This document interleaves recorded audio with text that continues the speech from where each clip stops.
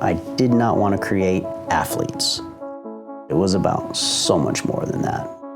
We were using gymnastics as a vehicle to create young men. We all have ego, we all have self-esteem on the table. We want to encourage them that self-esteem to be tied to the long-term product they're chasing.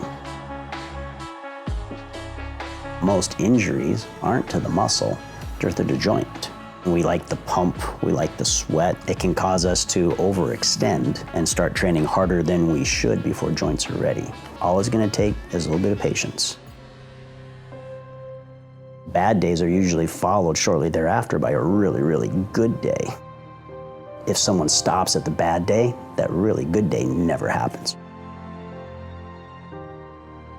The general public, I think, tends to be a little too short-term. But things take time. Do the work, get the basics. Get a little bit outside of your comfort zone, learn this new skill, and then move forward. Everything that's excellent comes from that. Anything's possible. You want it, go find a way to make it. You gotta dream big.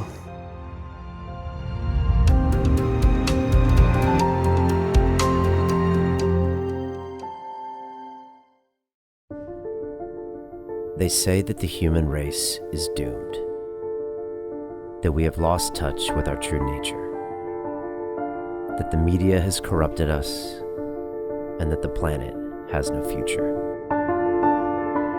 I disagree. I believe that humanity is full of hope, and that our salvation lies within each one of us. My name is Brian Rose, and my job is to listen, the oldest method of learning known to man. Each week I seek out individuals that are changing the world, people who are living and thinking in a different way. Their stories will challenge your beliefs, make you question your choices, and perhaps inspire you to change. I never planned on doing any of this, but now I can't stop. Join me on this mission and make humanity something we can all be proud of. It's time for you to man up, to once and for all, tell your mind who the fuck is boss. I need a fucking answer. What's it gonna be? I don't know what it is about this fucking sport, but it attracts people that really need to do deep work on themselves. I failed in this city. All these bad memories. I never really felt like I gave a fuck about me or my life. I almost killed myself, like. Think about something that is gonna drive you when it really hurts. Some kind of demon you wanna fight. This is not Pussy Man, this is Iron Man. Under pressure reveals true character. What are you gonna do? You're gonna be in Chattanooga, May 20th or what?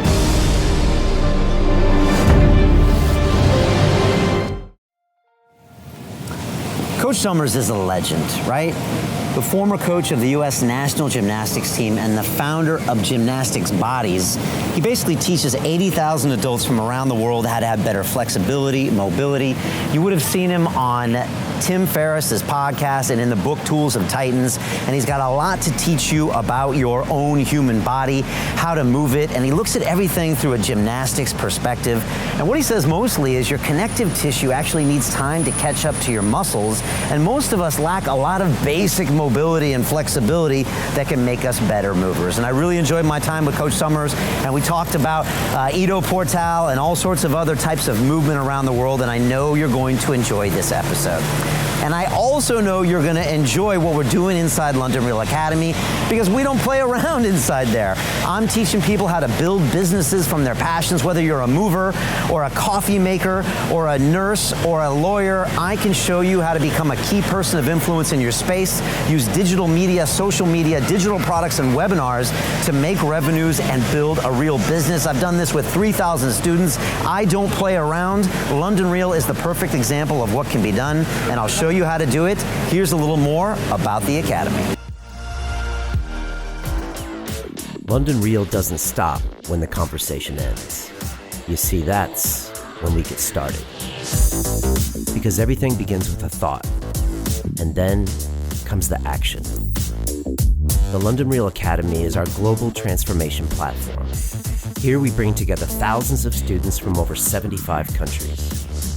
Whether you want to build a profitable business from your passion, or learn to speak to inspire, or broadcast yourself with your very own podcast, or accelerate your life to become a high-performance person, we have the online accountability course and personal mentoring program that will make your dream a reality.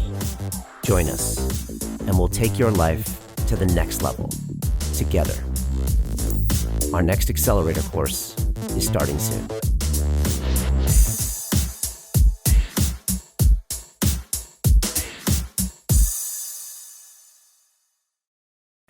This is London Real. I am Brian Rose. My guest today is Christopher Sommer, the former U.S. national team gymnastics coach and the founder of Gymnastic Bodies, a learning platform training 80,000 adults worldwide. Here, you teach the gymnastic techniques learned over 40 years creating champions in order to increase the mobility, flexibility, and strength of your students. You're the author of the book, Building the Gymnastic Body, and were one of the world-class performers featured in Tim Ferriss's book, Tools of Titans. Coach Sommer, welcome to London Real. Thank you, Brian. Thank you. That 40 years made me feel old. Well, we want to drill into some of that knowledge today, I hope.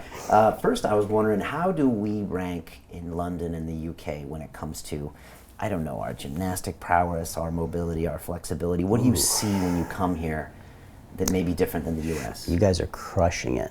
So if we go back 20 years, there was no good gymnastics at all. And then Britain got tired of getting their tail kicked, made a major investment, brought good coaches in, early 2000s, changed the entire climate. Some of the national team coaches here are my friends, so we've talked. And that generation of almost frustrated athletes learned how to be good coaches. And now, my gosh, look at you guys now. Multiple Olympics in a row, tearing it up, outperforming the US. If you had asked, I wish I would have put money on you guys. Knowing you guys were going to do what you did back when, we would have cleaned up. How does that happen with a population a quarter of the size? I mean, you've seen great teams and probably bad teams. You've worked with Bulgarians, Chinese, Russians. Sure. I mean, what makes a great team? You guys, the small size of Britain works to your advantage. So they brought a lot of good Russian coaches in. You guys had budget, it was all paid for, I believe, out of your lottery, the national lottery perhaps. So they received funding, and it was easy to get everyone together for centralized training because you didn't have 2 weeks to drive across the country, you had a handful of hours. So everyone could always get to Birmingham when they needed it. It wasn't, super difficult. They could maintain quality. Your national training center in Birmingham is great. Lillishaw's really nice. Okay, and I guess with the U.S., with people spread all around, it's expensive to get them together. Okay. It's expensive. Interesting. And our climate, though, doesn't necessarily get people training as much, or is that not true? I know you've been to Australia, where it's just a natural outdoor climate, which seems like it makes them more active, but do you They don't have good gymnastics in Australia. They don't? I think because the country's so large. In fact, I was giving them a hard time. They were, I said, guys, you used to be 13th in the world, and now you're 27th. It's time to, something's broken. You got to figure out what's broken. Right. So as a competitive national level, they're not getting medals. No, they're going to rebuild. Okay. But as individuals, they probably are more active and... As a culture? Yeah. Probably. I'll say out in the countryside, outside London, people with extreme kyphosis, where they're really hunched. I've seen more people who are, I guess, from not enough activity out in the countryside, walking with just severe deformity in their upper back. And they weren't that way when they were young.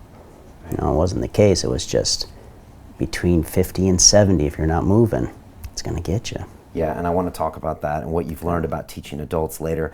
When I knew you were coming on, I thought back to an incident that happened to me about 5 or 6 years ago. I went to take a hand balancing class from someone who one of my MMA fighter guests had recommended. And I went to a place and happened to also be a gymnastics training center in London. Okay. And there was and they had the whole, the bars and the setup and the rings and in the corner. I wasn't using that. And it was like a girls' class going on. There must have been 8-year-old girls. And I remember towards the end of the class, out of the corner of my eye, I caught them, and I think they all went and hung on like the high bar. And then the coach said, okay, give me 10 pull-ups or something like that. And they busted out the set. And then while hanging and waiting, they went then to the next set. And I looked at these little bodies and thought, what is going on here? I know very few adults who can do that kind of an output.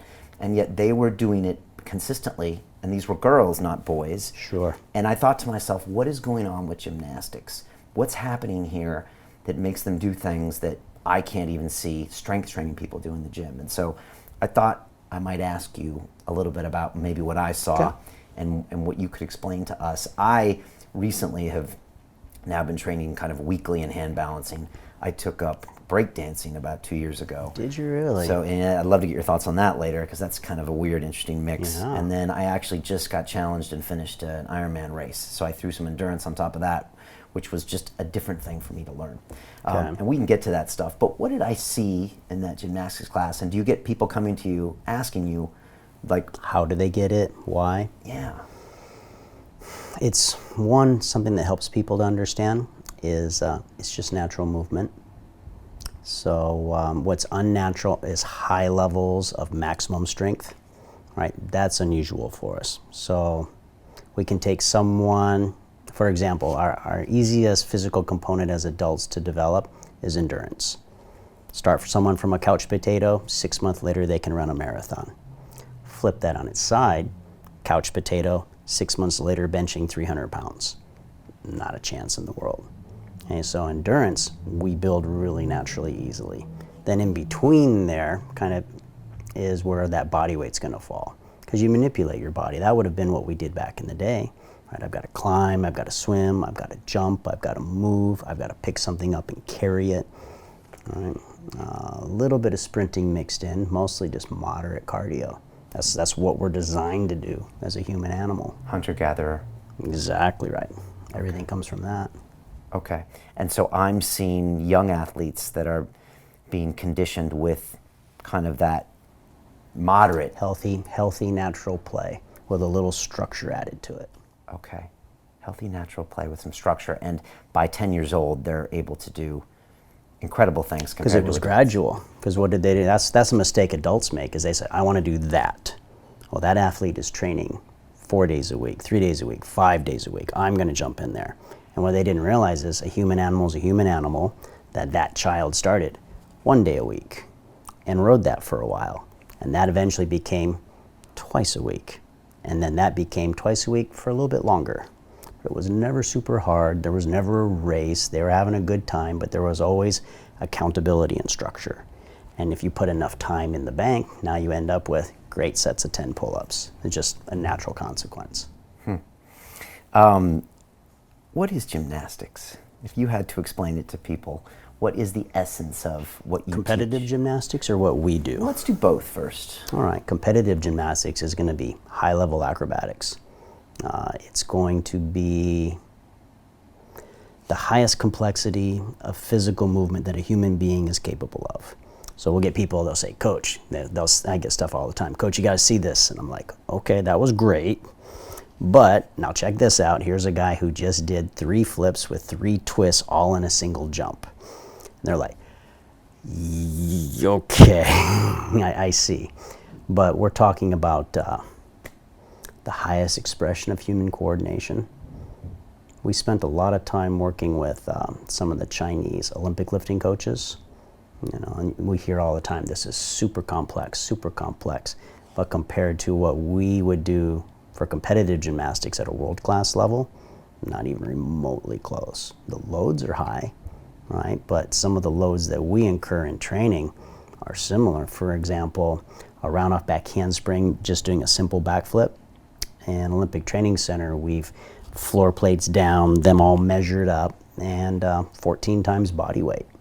So day in, day out, turn after turn, 14 times body weight. What that does to the strength of the bone, the connective tissue.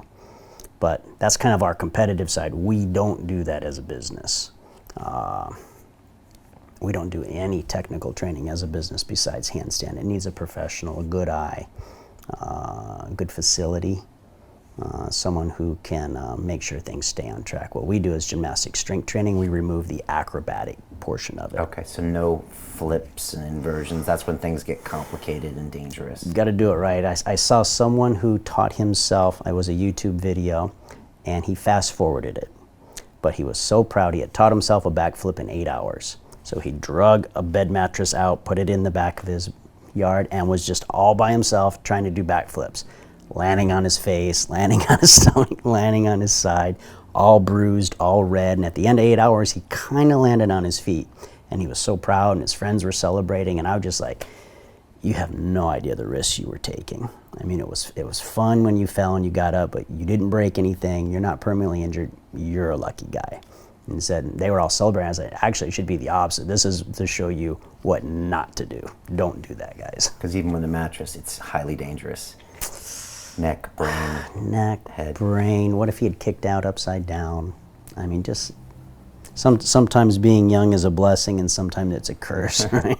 You don't have enough sense. Yeah, indeed. So you take everything that you learn from gymnastics over, sorry to say again, the 40 years, teaching some of these champions, Sure. and you've removed the acrobatics component and said, Absolutely. what can we learn from the strength training side? Yes. How do we replicate? So my story was, I never, so when I started, right, back in the Stone Age, we didn't even have the nice gymnastic floors we had now. We had wrestling mats. Right, so there's no spring in the floor. No spring whatsoever. The first time I saw one of those floors, I was like, what in the world is this? I was in college. But from all the plyometric work, we got crazy strong. And I didn't understand why people had to train to run. I had no idea. So I liked a girl who was on our track team. So it was summertime, it was off season. She was running with 2 groups in the morning for 12 miles a day. I jumped right in and never noticed a thing. Went right to running 20 miles, didn't notice a thing. I think we were doing 400 meters for 72 seconds, never noticed a thing, never got sore. Ain't none of that. All the way through college, did military time, used to train with all the big giant guys because we used the same weights. Okay. Then after all that stopped, the longer I was out of gymnastics training, the more my performance levels dropped. Didn't matter what I did. Didn't matter what I did. Losing strength, losing mobility, losing speed, losing endurance, and just frustrated. So all of this was trying to parse the gymnastics training experience down to its core elements. You know, try to, because I don't want to be in the gym 20, 30 hours a week trying to maintain old athletic capabilities. How much could I distill it down into so that someone who was older could have a life and still have superior performance and good health? And the tumbling on those wrestling mats prepared your body to handle the pounding that goes on in those half marathons, almost full marathons, and even the endurance as well. Oh, it was nothing, because if I could handle 14 times body weight, am I going to notice 1 or 2 times body weight as I'm running? No, it was nothing. I literally had no idea why people trained for it. In fact, most people, so right now I might run every 2 weeks, go on a long run every 2 weeks, and it's plenty. It's plenty, and it'll vary, mileage will vary. I run it usually through a wave, and I'm just getting ready to throw a little bit of sprints in. If most people would take care of their mobility first and their core strength first, do some basic strength, enough to allow them to get into some controlled progressive plyometric work, their running performance would increase so much faster. So much faster. So it's the fountain of youth, really, gymnastics training. Well, it hasn't worked for growing my hair back, so I can't say fountain of youth, but it could help for performance. You know, I want to hear a little bit more about your story, but I would want to know if you had to explain what your ethos is as a trainer, or your principles. I think that's really important because, you know, so many people talk about all these things, and it all comes down into They get all what. flowery and poetic. Yeah, that happens, and then it goes, but it all comes down to the what and the details, and that's Sure. usually about your why. And I was wondering how you would explain the way you... Our approach? Yeah, your approach. Pragmatic, patient, no excuses. And a lot of that comes from national team coach, where we did what we needed to do when it needed to be done. I looked at training in 1-year blocks because that's how long it took to have a significant impact on a physical structure. Anything less. I had someone once who sent me a note. He said, "Coach, I'm your most serious fan. This is my life. I'm so dedicated to it. No one works harder than me. I live, eat, and sleep this, but I'm frustrated. I'm frustrated with my lack of progress." So I was like, "All right, well, fill me in. How long have you been training?" He said, 3 weeks. It's like, dude, 3 weeks. So a lot of people don't realize they're kind of used to fast fixes. They're used to 30. Well, when Tim first reached out, he was like, "Coach, what can we do in 30 days? Now, it's just Tim Ferriss. I don't want to tell Tim no, but that's kind of what I told him. I said, "Tim, there's nothing we can do in 30 days. There's nothing at all we can do."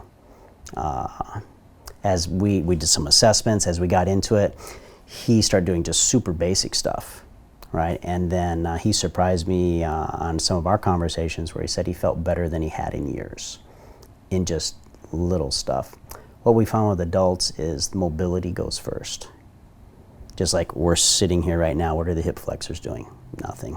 What are the quads doing? Nothing. What's the calves doing? Nothing except tightening. They're tightening.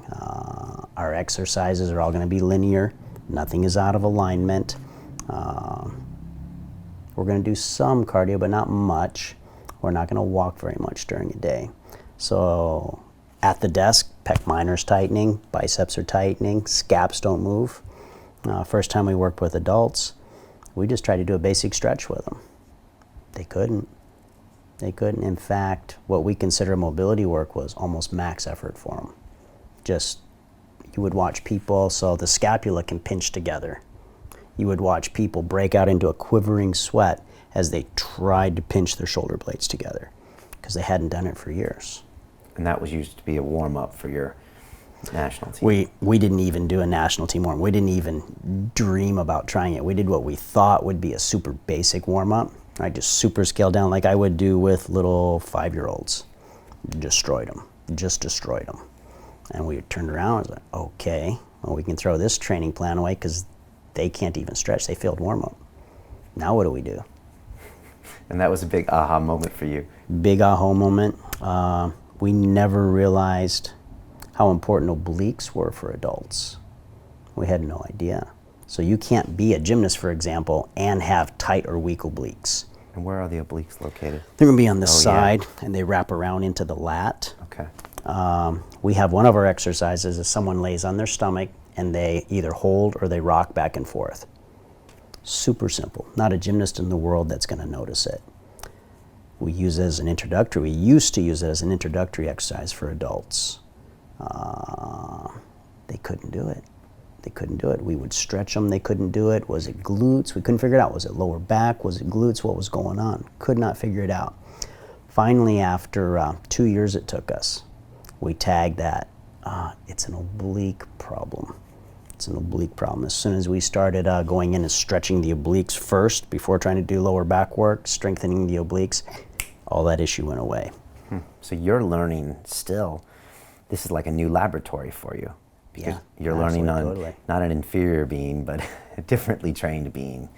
You know, it changed my appreciation for how extraordinary our national team athletes were. Because for a long time, that was my daily norm. So when I first worked with adults, I was like, wow, these people are almost crippled. I don't understand. How do you get up in the morning? I don't know. I didn't even know how you get yourself dressed. And then as we spent more time with them and it started shifting that perspective of it's not that these people are so far down the food chain, it's that these other people are so extraordinary. They're so extraordinary. And they actually, one fed to the other as we figured out how to better help the general population and adults and the where and the why. Then that in turn helped me increase performance of our senior athletes. So it was very beneficial because everything should be synergistic. Right, it's not like these guys are a different breed and have different requirements. They have the same physical being, same body, same requirements. So how did we get there? Same problem that we have here. Well, now we can head it off on these guys. Like right now, Alan my last elite athlete. In 4 or 5 weeks, has U.S. championships coming up. I don't train him personally anymore. I did 12 years with him, about 16,000 hours of prep before college. Yeah, it's a lot. We added it up. I know. 16,000 hours. Yeah, of with me. Wow. Not like playtime. I'm not good at playing in the gym. What do you like in the gym? We tease a lot. We tease a lot. We have a good time, but I'm very much direct, focused. I want your best effort now. I don't want it next turn. I don't want it tomorrow. Doesn't necessarily mean a successful turn, but I want to see forward progress. I don't want to see the same mistake twice. Same mistake twice just means somebody's not trying, somebody's not paying attention. I want to see a new mistake, or I want to see a little bit better, right? And then we just do that day in, day out, day in, day out. I once had someone come up to me. We'd been training. Alan was maybe 8. Someone came up, and we'd been working on parallel bars, and we're just working. We're not stressing out or anything. And he came up and he kind of tapped me on the shoulder, and I think he was trying to jerk my chain. I took it as a compliment, but he said, "You're like one of those damn Chinese coaches." And I said, "Okay, what does that mean?" He said, "You will just sit here, and you guys will work until you get it right." And I remember being puzzled. I was like, "Well, doesn't everybody?" You know, and as we start working with more, we do realize that a lot of people will set artificial limits, right? So when we work with people, they're like, "What should my goals be? How long will it take?" And I never care about any of that. You know, it's going to take what it takes. To my mind, you make one decision. You make one decision. I am going to try to do my best, or I'm not. If I've decided to do my best, then whatever's required to get there, right? That's what I'm going to do. If it takes 3 turns, great. If it takes me 10,000 turns, okay. But if I make where these people fall off is they want, well, if it goes well today, then I'll do it again tomorrow. And if that goes well, then I'll do it next week. And if that does it well, I'll do it next month. But that means that all along the way, all these series of decisions, they can fall off the wagon. Or if you make one decision, this is what I'm going to do, okay, and you're not stressed about it. It's not carrying on. There's no browbeating or drama or any of that stuff. It's just, this is what I'm going to do. All right, well, now if I have a bad day, well, it's okay. It's all right. It's just part of the process. But what's nice is bad days are usually followed shortly thereafter by a really, really good day. Okay? But if someone stops at the bad day, that really good day never happens. You never get a chance. And it was right there. It was right there. So we learned just patience. Just patience. Things take time. We learned to be honest. Honest. So one thing that I really liked about being a national team coach was just the purity and the honesty about it. There was no bragging required. There was no marketing. It didn't matter who had a loud voice. You did a great job and you won, or you didn't. And you were rewarded for that. And if you fell short, there was no amount of excuses in the world that could make it go away. Right? And you had just trained for a year, 30 hours a week, 35 hours a week, and you fell short. Okay, you grieve for a few days, right? And you go shake their hand. But then after that, everyone, even though we get along, we're still competitive, right? But now, all right, how are we going to evaluate to move forward and do a better job? And there's no room for kind of cherished, dogmatic, individual processes. There's no room for that. If something wasn't working, right, or there's something that can do better, we need to change our game. So 40 years of that, I'll hear people now say, well, you know, this is really how I prefer it. And the first thing that'll go through my head is, well, is it working? See, no, it's not really getting me where I want to go, but I really like it. I said, well, why do you like it if it's not working? I thought you wanted to accomplish this, but you're doing something that's actually holding you back and not allowing it. Maybe you need to let that go. Like I've known coaches who, in all the years I've been coaching, it's almost like they've just repeated the same year over and over and over and over. It's always, if I had a good athlete, if I had a better facility, if the judges liked me better, if I'd been lucky, if I was this, it was that, instead of sitting down and being honest. Like we tell our students, be honest about where you are. So we all have ego, right? We all have self-esteem on the table. Be honest about where you are. Enjoy it, embrace it. If it means being embarrassed, that's okay, because we want to encourage them that self-esteem to be tied to the long-term product they're chasing. Not pretend self-esteem where I am right now. I want to pretend I'm awesome. I want to pretend I'm great. I don't want anyone to see me train, or whether it's business skills or whatever. I don't want anyone to see, and they never grow. They never grow. And maybe something that helps people is all the heavy hitters that we've had a chance to interact with, they all have that attitude. No one's afraid to come up and say, you know, I don't know. I don't know. I mean, I have one friend who runs a $700 million fitness company, and called me on the phone when we first met. He said, I have 2 questions. Will you be on my board of advisors? And will you train me? Okay, he was not afraid to reach out at all. And all of them have that honest, open attitude where, you know, can you help me?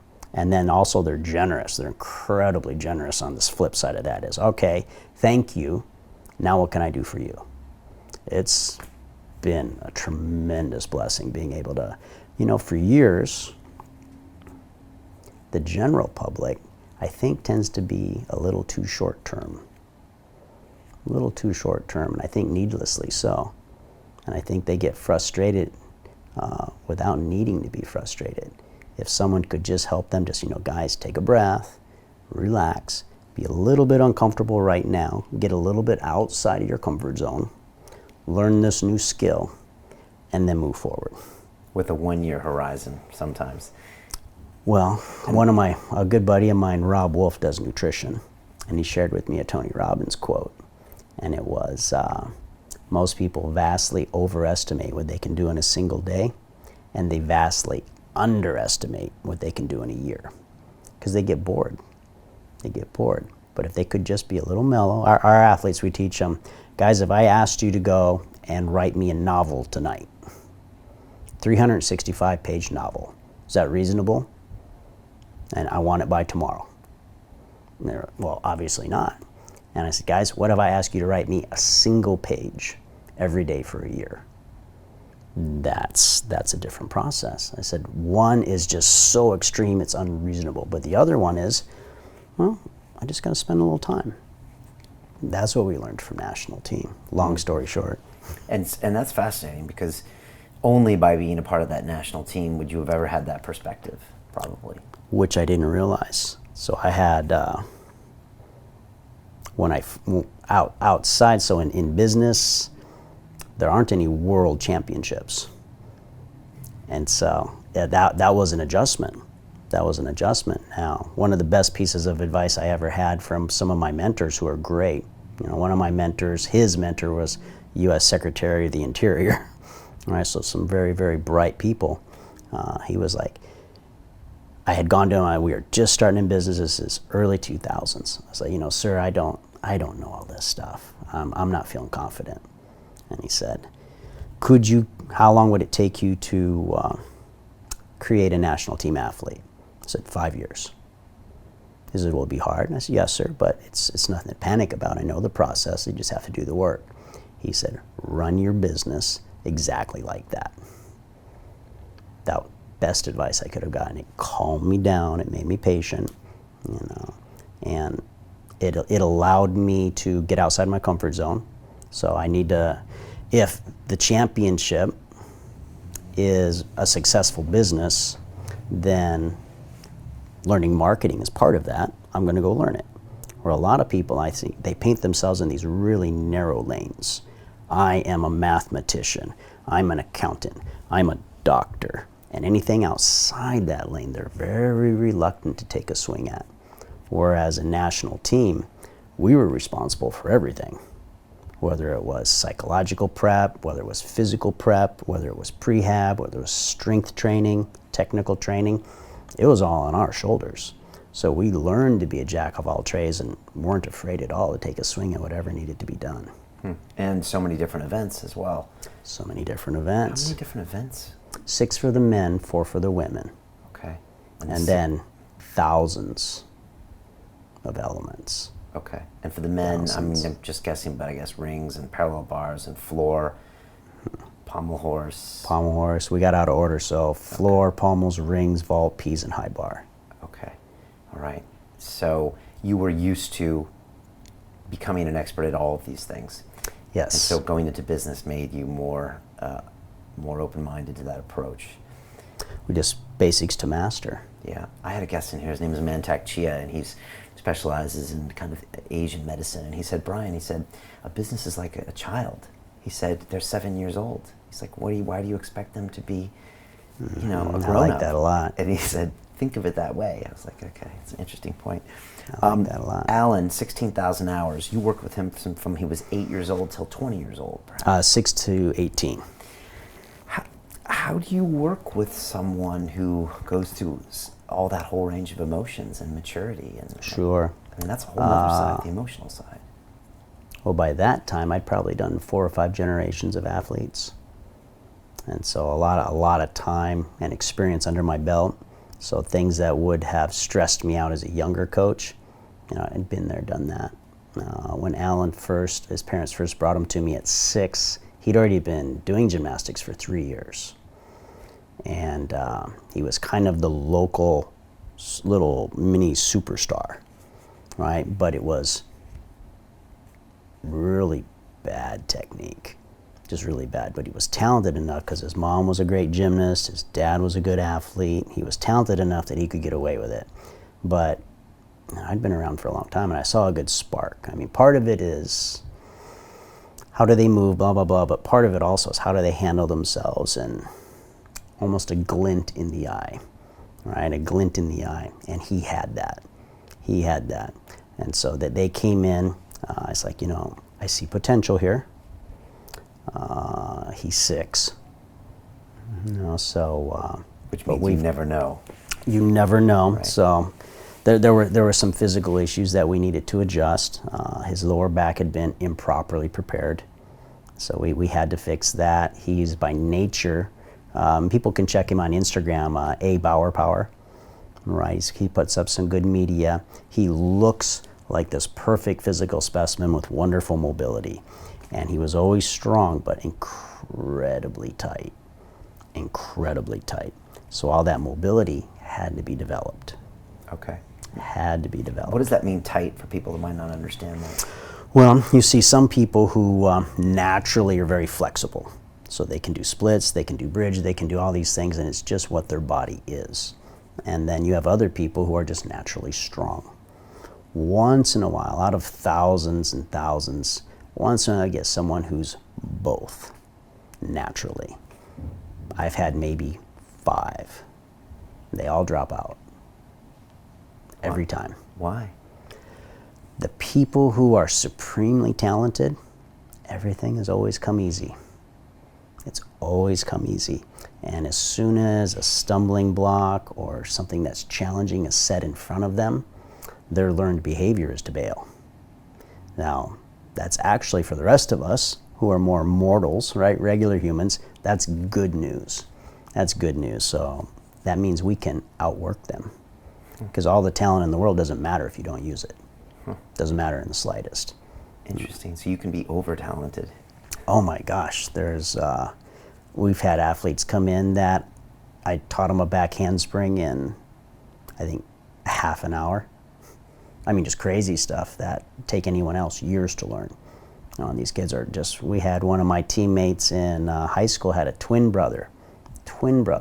I'm still emotionally scarred from this because his twin brother came in and he did a standing front flip. He just tried it and did it. No training, no progressions, nothing. Did giant on high bar, just went up and did it. And I've been training for years. I'm like,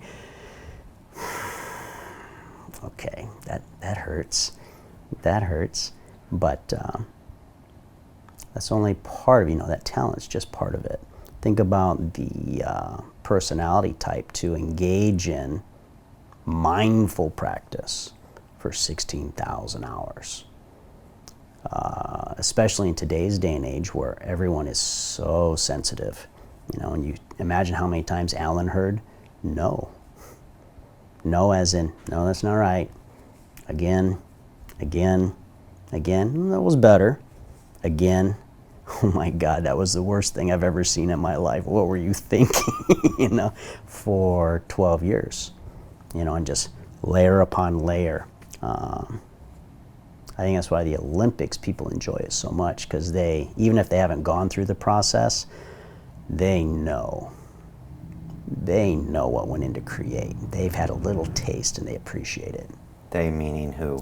The audience, you know, those Right. billion people who are watching. We can feel that something has taken a long time. We can feel, we've had some workouts, and then we hear 16,000 hours. Wow, I can't even make my bed every day. You know, and you guys did what for 16,000 hours for how many years? But, well, how about, do you know the author Stephen Pressfield? Yeah, I love him. I love Isn't the he lore of awesome? art, and I love the concept of resistance. I teach it to all my students. And that's a great story. This is a guy who loved writing, typewriters on the wall, but didn't sell anything for 13 years. Nothing. In fact, people repeatedly told him, you are the worst writer that's ever been born. There is no hope for you. There is no hope. You need to do anything but this. But he loved it, and he didn't care. And he just kept chipping away at it till he was awesome. Till he was awesome. I mean, I personally love stuff like that. I love stuff like that, because the first thing, I've never understood people who are just content to be admiring of other people or cheerleaders. I've never understood that. They'll see someone do something well, and they don't immediately think, that was awesome. I wonder how I can do that. I've always been wired that way. And that's the kind of athletes you're looking for at an Olympic level, more so than the genetics and the talent. Oh, absolutely, because everyone at the Olympic level is genetically gifted. I have a good friend who was the Bulgarian Olympic coach, and we would go round and round and round, because I'm American. I'm American. Anything's possible. You want it, go find a way to make it. Figure it out. And Rumen was the ethos not. of America, right? Yeah, maybe we take it too far, right? Maybe. We take it too far. We forget, though, that's the way we think, and that's not the way everyone else thinks. It is not the way everyone else thinks, which is a shock. So Rumen was like, no, champions are born. He says, you can change a human being 2%. I was like, Rumen, no. And we're Americans, you can push. He said, fine, 2.5%. 2.5. I never did get him to go more than that. What percent are you favoring? You know, I have seen amazing things. I had one athlete that took me when he was little. We had a range of athletes on my team, from our national champions to kids that had trouble walking straight. But what they all had in common were these awesome attitudes. No giving them at all, no backing off, 100% committed to giving their best. That meant more to me than any amount of medals, in fact. So I had one boy, it took me 3 years to teach him a cartwheel.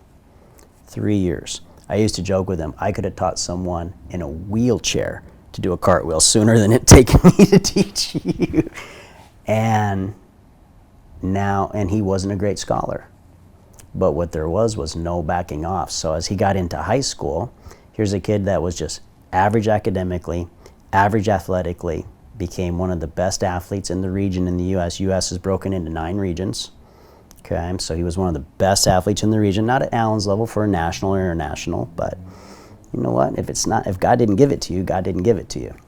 But then the same child, the same athlete, put himself into the hardest, most demanding high school in the Phoenix area. So he would come home from practice at 9, do homework till like 2 in the morning.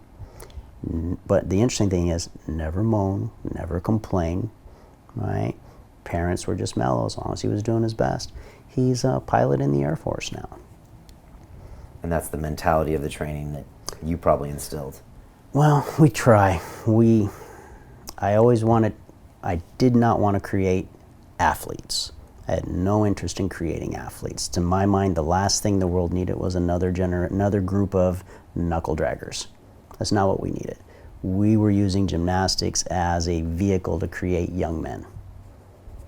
Young men of character, young men of a strong work ethic, young men who knew how to plan and be accountable, young men who could work without being overwhelmed. Right?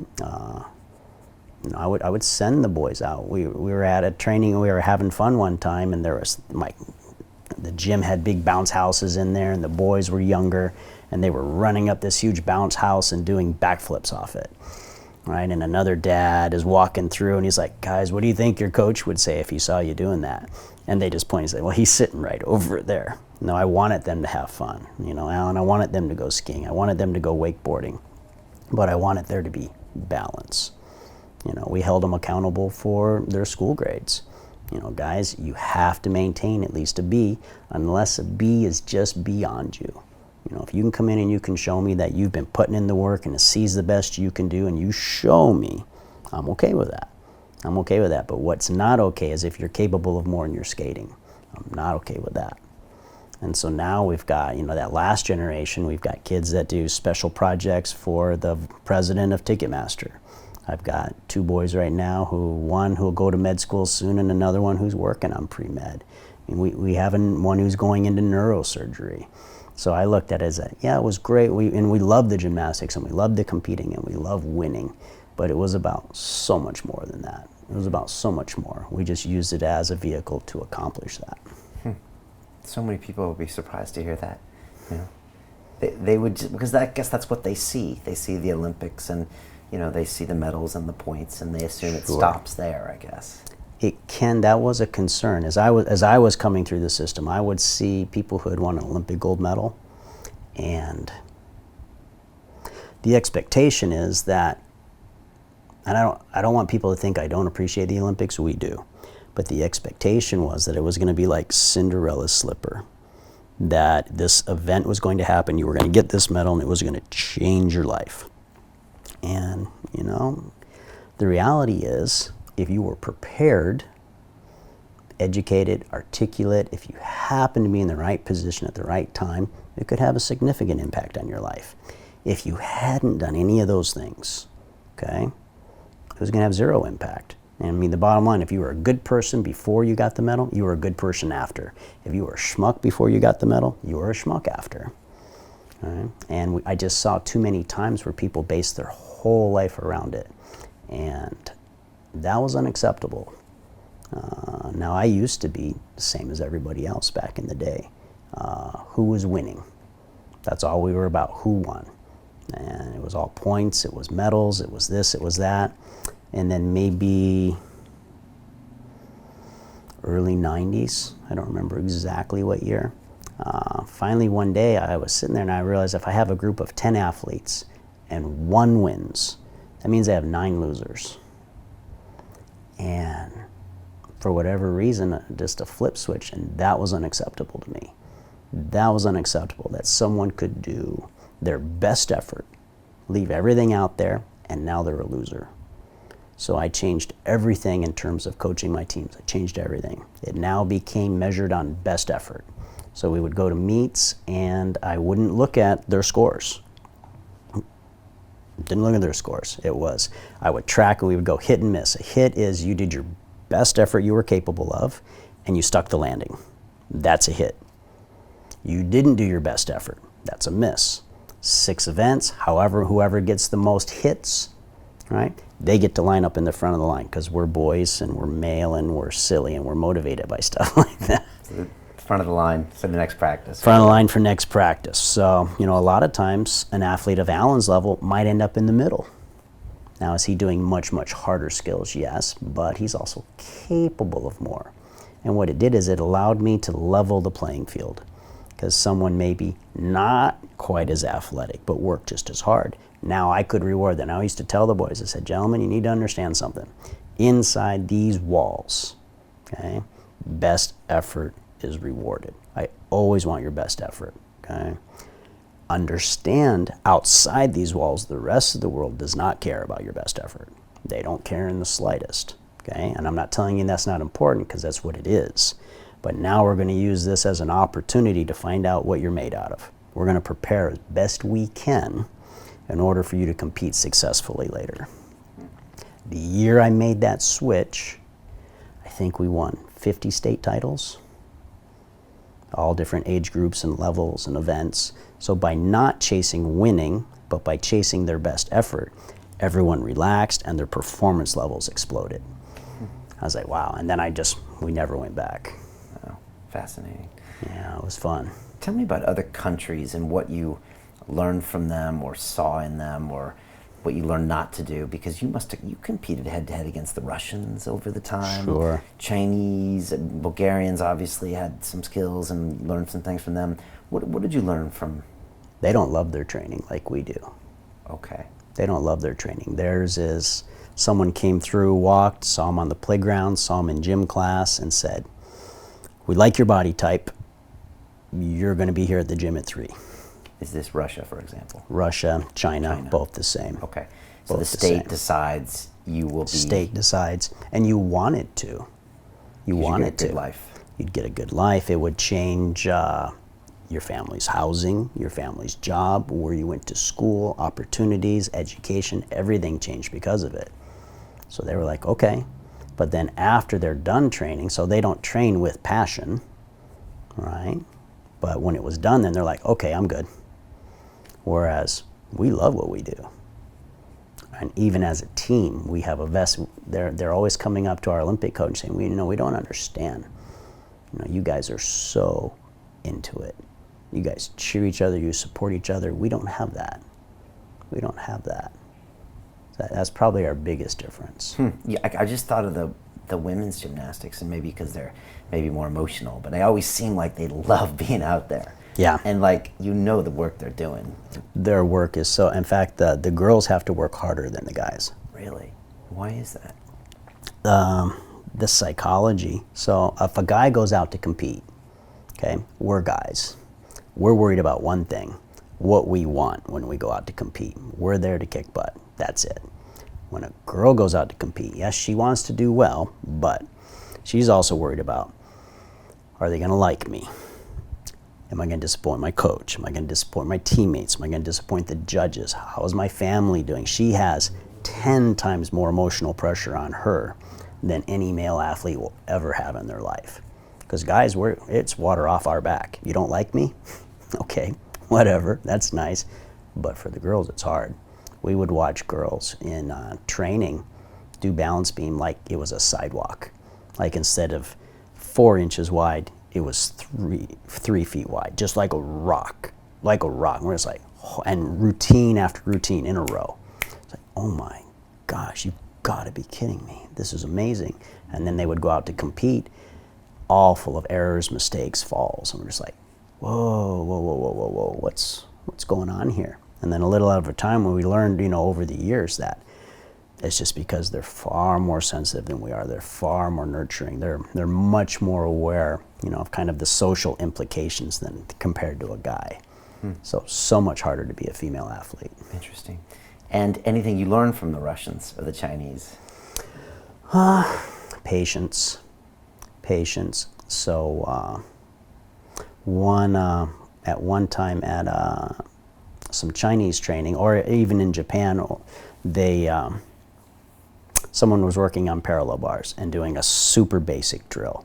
I was like, okay, well that's nice. And then came back a little later and he's working another drill. A little later and he's working another drill. Over the course of an hour, he went through like every drill you could do on Peaches there was to do. Now it started off, well that's cute, he's working basics, this must be new for him. But at the end, it was world class. And it was just calm, methodical, turn after turn, not afraid to do basics. Where a problem we have in America is, what's fun? I need some excitement here. I need some adrenaline, which is fine. I mean, the play is super important. Don't get me wrong, the play is super important.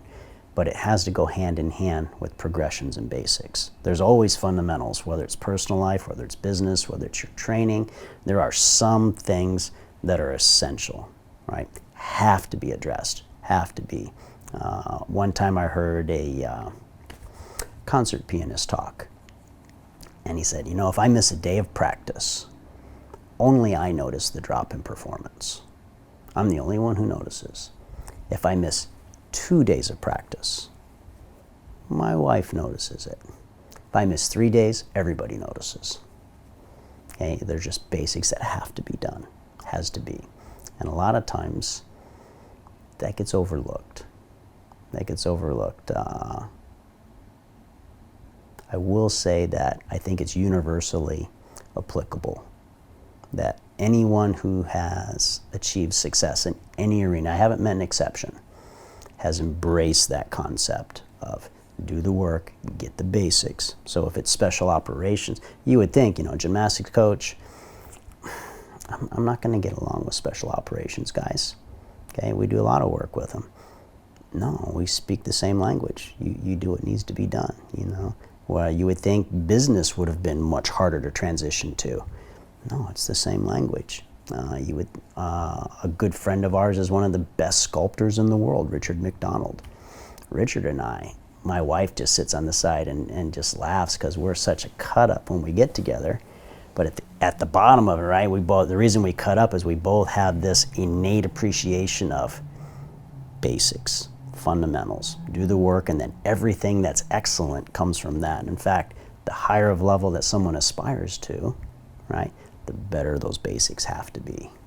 And I've never found an exception to that. Even artists, isn't that fascinating? And probably musicians too. You think they're just, people think, yeah, that I'm just inspired one day and I create. And I even think Pressfield talks about that. It's just so not true. It's not true at all. I was, when Prince had passed, an interview I came across, I read everything. So I brought my Kindle today. I probably have 3,000 books on my Kindle. Wow, okay. It's kind of excessive, yeah, it's a little crazy. But in this interview, his chef shared a story where Prince's kitchen was right next to the studio. And he would hear Prince all the time. And he said it wasn't uncommon at all for him to be in there cooking, and Prince, who'd been performing for over 40 years by that time, would be going through a song and would come to a section he didn't like. And he would repeat the same little 2 to 3 second section dozens of times, just dozens of times, till he was satisfied, till he ran into another little spot. And probably only he could hear what he wasn't happy with. And he would just do that over and over and over. And then people see the performance and they're like, oh my gosh, that was flawless. And they don't really realize that it was that minute attention to detail that led to that incredible quality. Right. Good. I want to talk a little bit about your adult training and how this transmitted. While we were on the Russian thing, when this recent doping scandal came out in the movie Icarus and all that kind of things, just curious on your thoughts in general, if that was a surprise to you, and then do you think it ever affected the gymnasts? It's a good question. For those who haven't been part of it, so in the States it's USADA, right? Kind of takes care of our stuff. It's ridiculous. It's just completely ridiculous. They can knock on your door at any time, middle of the night, whenever. You know, guys, time to pee. They give you almost no guidance, but they give you lots of things that will happen badly to you should you mess up. So this is on the allowed list right now, but if it comes off the list later and you've been doing it, you know, you're still in trouble. So we get a lot of oversight. With the gymnasts, it's not an advantage because the steroids in that will tend to increase muscle mass, but it doesn't increase the strength of connective tissue. So for us, where everything depends on connective tissue health and power, right, we would actually get hurt. We would get hurt. It wouldn't do us any good to have all this muscle mass and then you snap an Achilles. That's the last thing in the world we want. But on more sports that are more power, you know, or endurance, swimming. You remember the Chinese women swimmers from the early 70s.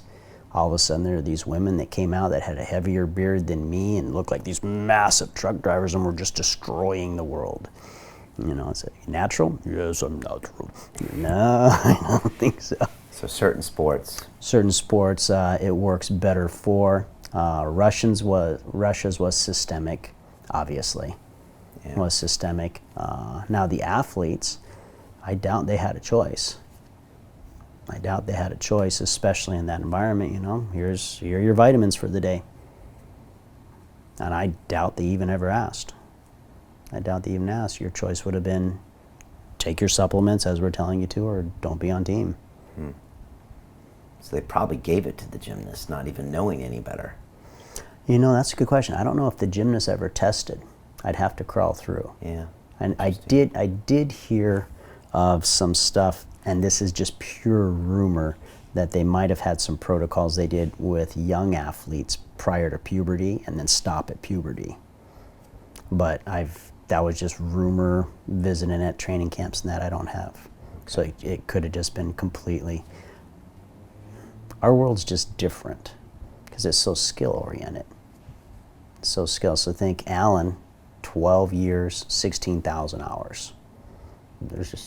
And he's world-class talent. That might be something to consider. He's world-class, one of the best in the world talent-wise, and it still took 12 years and 16,000 hours. And that was before college, and another 4 years of 30-hour weeks.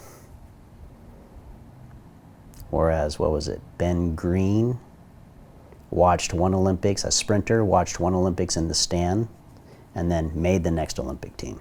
That doesn't happen in gymnastics. That doesn't happen. Different game. Different game. Do you think in the long run, the steroids and performance-enhancing drugs maybe don't necessarily provide an advantage because maybe they chip away at the interest? In our sport or overall? Maybe overall, I don't know. I think overall it's been shown to, it's unquestionable there's an advantage.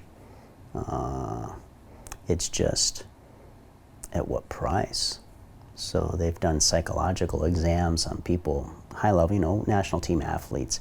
If there was something we could give you that would guarantee a world-class performance, maybe even a world championship, but you would die a year later, would you? 80%, yes. Part of it's being young, but part of it is that super competitive personality, that just whatever. I was never in that boat. I was never willing to allow an athlete to train hard. In fact, one of the few ways that an athlete could make me upset would be to hide an injury. That would just make me angry because I knew I'd make them stop. Not today. Now, it doesn't mean we would necessarily leave the gym. So maybe it was a wrist bothering them. Well, let's go work something that doesn't stress the wrist. Let's go do something else. But to my mind, I was never interested in someone who could be national champ only at 12 or 13 or 14.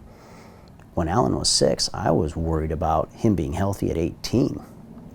I was worried about him being healthy at 22, right, where we're at now. So in a month, he's going to be at U.S. championships, and we're hoping to do world championships this year. He just barely missed world team last year. And we're getting close to the Olympics. We want to be as healthy as possible. That was my nightmare when he was 6, is what am I going to overlook in terms of preparation? All right, what weak link will I have not addressed that's going to break down right when training matters the most and there's no time to heal? Oh. And that's your job as a coach, to be thinking long term always, even when your athletes might be thinking short term. Let me hide this injury and get through practice. Exactly right. Yeah. Okay. And then a learned behavior for them that, guys, I pulled Alan out of competition once for an entire year. His shoulder flared. And could he have pushed through it? Yes, but shoulders are finicky, and it just wasn't. Now, I took a lot of grief from some of the other national team coaches, and it cost Alan, a year on national team. But I think it's shown that it was the right call, because a lot of those athletes who beat him the year he was out, right, and had a bit of a head start, he's long ago passed them up, and he's still healthy and doing his thing, and they're either done or have had so many surgeries that they couldn't compete now if they wanted to. Yeah.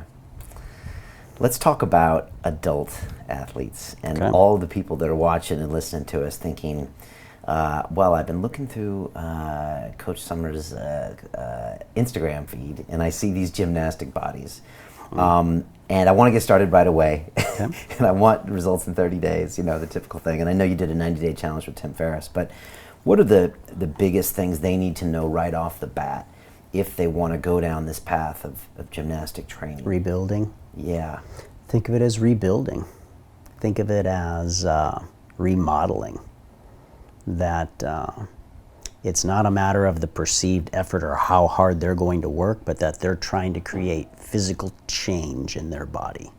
So how much time does that take to grow new muscle tissue, to recondition their joints? You know, something that Tim and I talked a lot about was that most injuries aren't to the muscle, they're to the joint. Almost all. It's very rare to get a muscle belly injury. It's almost always joints. But as adults, our training, we like the pump, we like the sweat. Those are the things we love. And it can cause us to overextend and start training harder than we should before joints are ready. That's why most people, they train for a few months and they stop. You know, or if it's a young guy, we've had some people, even people, you know, who loved what they were doing. Some were CrossFit, some were other stuff. See, guys, you know, you need to slow down. You can do what you love, that's fine, but these other things are essential. You've got to address, you got to get some healthy mobility in your shoulders. Most of the people have maybe a 2-year shelf life. If they're incredibly tough and can handle just immense amounts of pain, super high pain threshold, maybe they can push it 3 or 4 years. But then they're done. That's it. Irrecoverable injuries, and they're not going to be doing this kind of training anymore. Yeah, they've just beaten themselves down to the point. And it was... Because they're not being patient.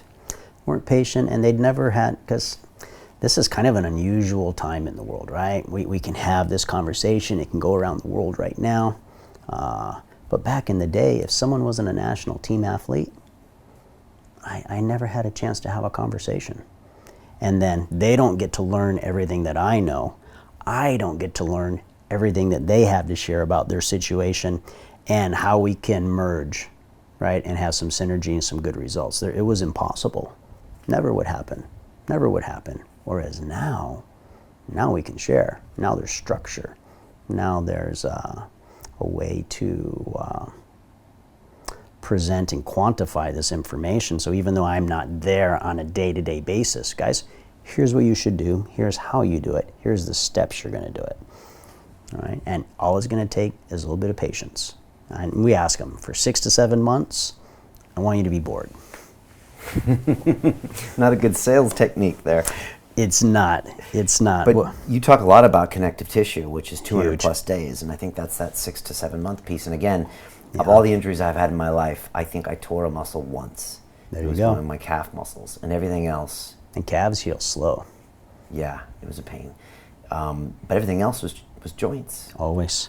And I'm sure it was because I was rushing things, martial arts. Rushing, or what if we didn't rush? What if we didn't rush, but our training didn't address joint preparation?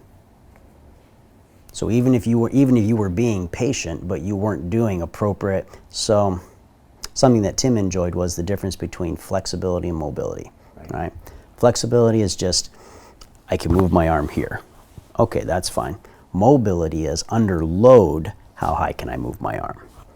The larger the gap between flexibility and mobility, so the larger the range of motion that you is unable to generate strength is, that's a huge risk of injury. That's huge. But if we can, how about on the field of play, how many times do we go out of alignment? How many times whether it was American football, it was soccer, I mean, rugby, I mean, you name it. I just worked with a guy who was semi-pro rugby this last weekend. He had torn bicep, torn Achilles, shoulders were messed up. All rugby guys can get their arms to about this high, the pros. And Go here and they stop. They just stop. I was like, guys, you're messing with me. You know, or we work with some NHL hockey players. They can't barely squat to parallel. I was like, well, guys, just go all the way down. Like, you know, coach, we are. I said, you're messing with me. you're messing with me. It's not possible to squat and stop right there. I swear, coach. I swear. And then these are the kind of things where then we do some basic mobility work and they hit the ice the next day and they're like, we haven't felt this good on the ice in years. In years. So even Tim, you know, how quick did it kick in? What people think is, you know, are we doing contortionism? Or we want to join the circus? We want to do all this stuff. We're not trying to do any of that. We're just trying to get our natural range of motion back.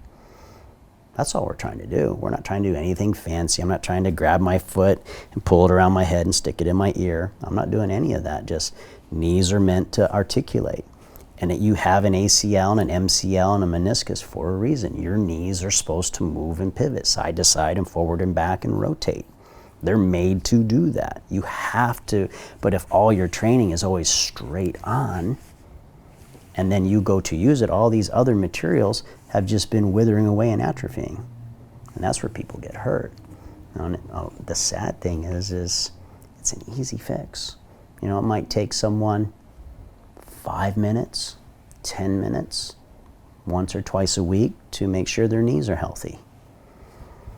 Why wouldn't you do it? Right, but you got to do those basics. You just do the basics. You know, we did our knee series that we do. I learned it from my friend, the Bulgarian coach. We did those for well over 10 years. You know, we have an Achilles series that we do. You know, just the nature of the Achilles. So maybe we'll back up a bit. The stronger someone is, the more essential it is that they spend time at least once every 2 weeks, maybe once a week. But there has to be a time in there where they do high rep work. Okay, and it's not that we're trying to build endurance or anything, it's that there's no capillary system through your tendons, through ligaments. There is no blood flow there except what they get through movement and gravity. So if all you do is low rep, high intensity work, you're just slowly starving that tissue to death.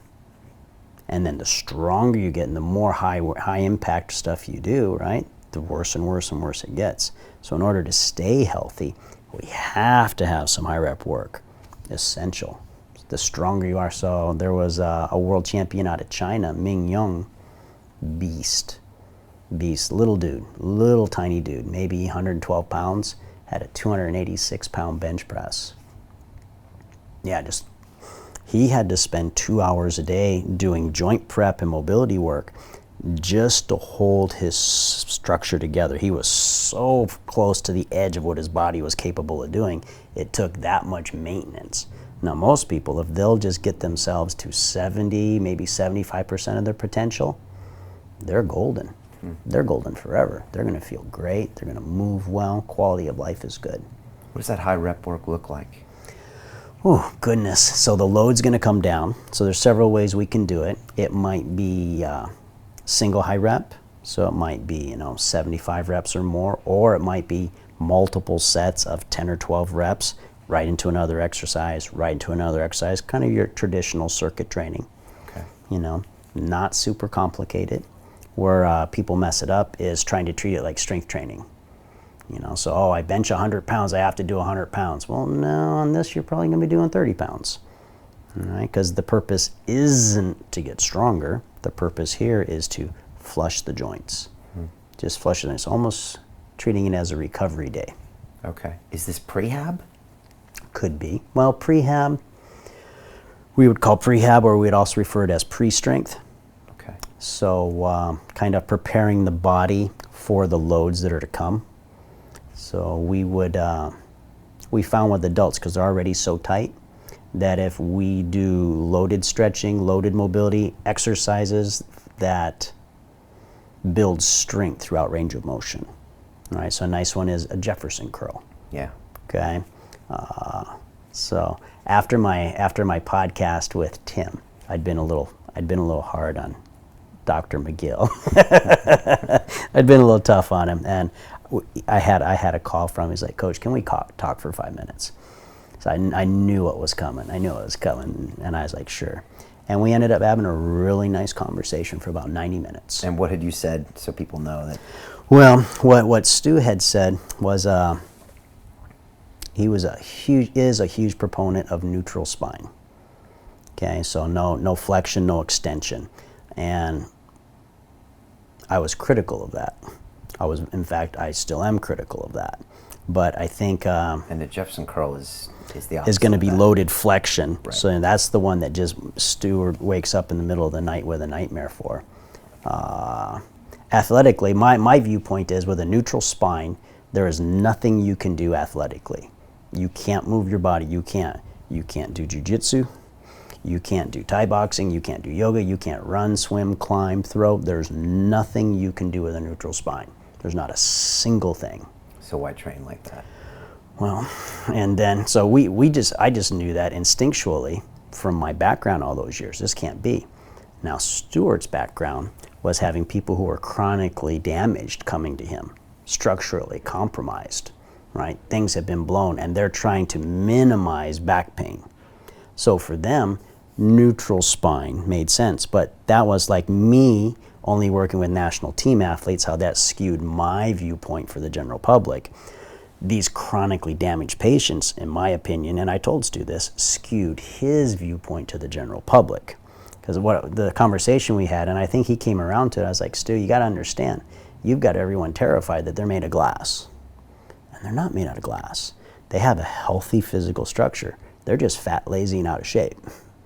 But the structure is healthy and will respond with proper training.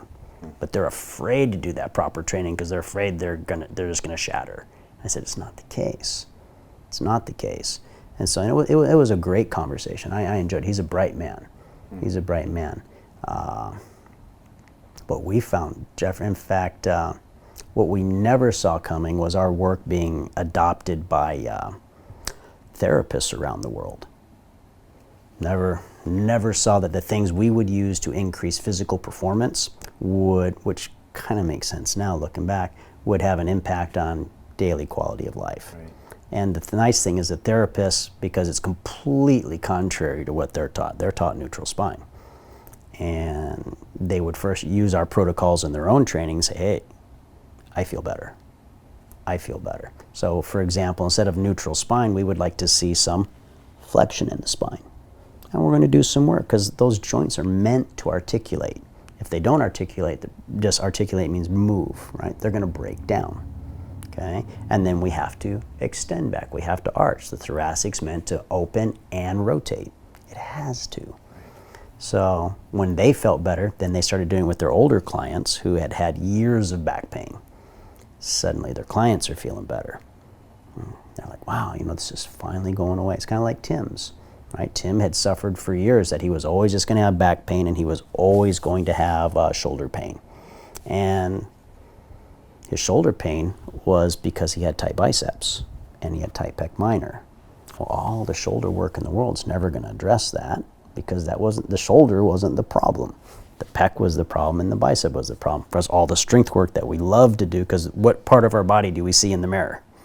The front of the body. Back of the body doesn't exist. That one's gone, right? That one doesn't exist. So we just started loosening here for him, and we started opening up that back, getting some thoracic extension. And it had only been a few weeks. How do you loosen the biceps and pec minors? There's some stretching, some weighted exercises. Shoulder extension will work really well. So shoulder extension is hands going behind the torso. Right. Just kind of if my hands were narrower here, and just lifting. We had one Olympic coach who said he was getting people coming to him with shoulder pain. And he had found, and he was asking my opinion, he's like, Coach, if they're standing instead of their hand right behind their back, if I can get them to 10 degrees, they feel so much better. He says, what do you think? I said, I think you guys are all cripples. He said, if you can't do 90 degrees, I don't even know that come on guys, seriously, 10 degrees? That means you move this far off your butt. Really, I want to see 90 degrees. I want to see your hands up shoulder high. That's healthy range of motion. And is it ever going to be maximum strength? No. For someone who's advanced, they might get up to lifting 20 kilos. In different movements and variations, but they may start with a half kilo, a quarter kilo. I almost don't even care what the load is they start with. I care that they're not straining. We used to tell them, we want to see you train, not strain. Right. Okay. And so if an adult comes to work with you, first of all, you're going to want to dial back their training probably a little bit. Maybe they've gone in really hardcore and I want to get that adrenaline rush. And, Sure. And then you're going to say, look, we're going to go to a 6 to a 7 month time frame, and I'm going to introduce all of these exercises that are going to strengthen your joints and connective tissue, and that you might not find the most exciting, but this is paying the dues. Paying the dues. For having a body you can use for the next 50 years. Well, it took time to break it. It's going to take time to fix it. Now, we don't cut them off from everything. You know, you're going to be a monk, you're not going to have any fun. You know, guys, here are some basics you need to do. And then after that, go do your thing. Try to put it on maintenance if you don't mind. You know, dial it back. Don't try to set any world records. You know, let's try not to increase the damage. All right? Try to focus over here. So, you know, that's when we work with special operations. They're not calling me in to restructure their training. They're studs. They know exactly what their training needs. I'm not going to teach them anything about how to do their job better. What they're bringing us in for is how to make all these aches and pains go away. You know, because a lot of times people are just tough and they'll put up with it. And they don't realize how badly they feel because it's become their daily norm. Until you start correcting it, and then they realize, oh, we get people who will write all the time, our students will write in and say, you know, I didn't realize how bad I felt until I didn't feel bad anymore. Yeah, I know what that's like. What do you think about CrossFit, and has that changed in the last 5 years? That's a good question. CrossFit, so originally I was like their original gymnastic guy back in the early 2000s. I left, they were moving too fast for me.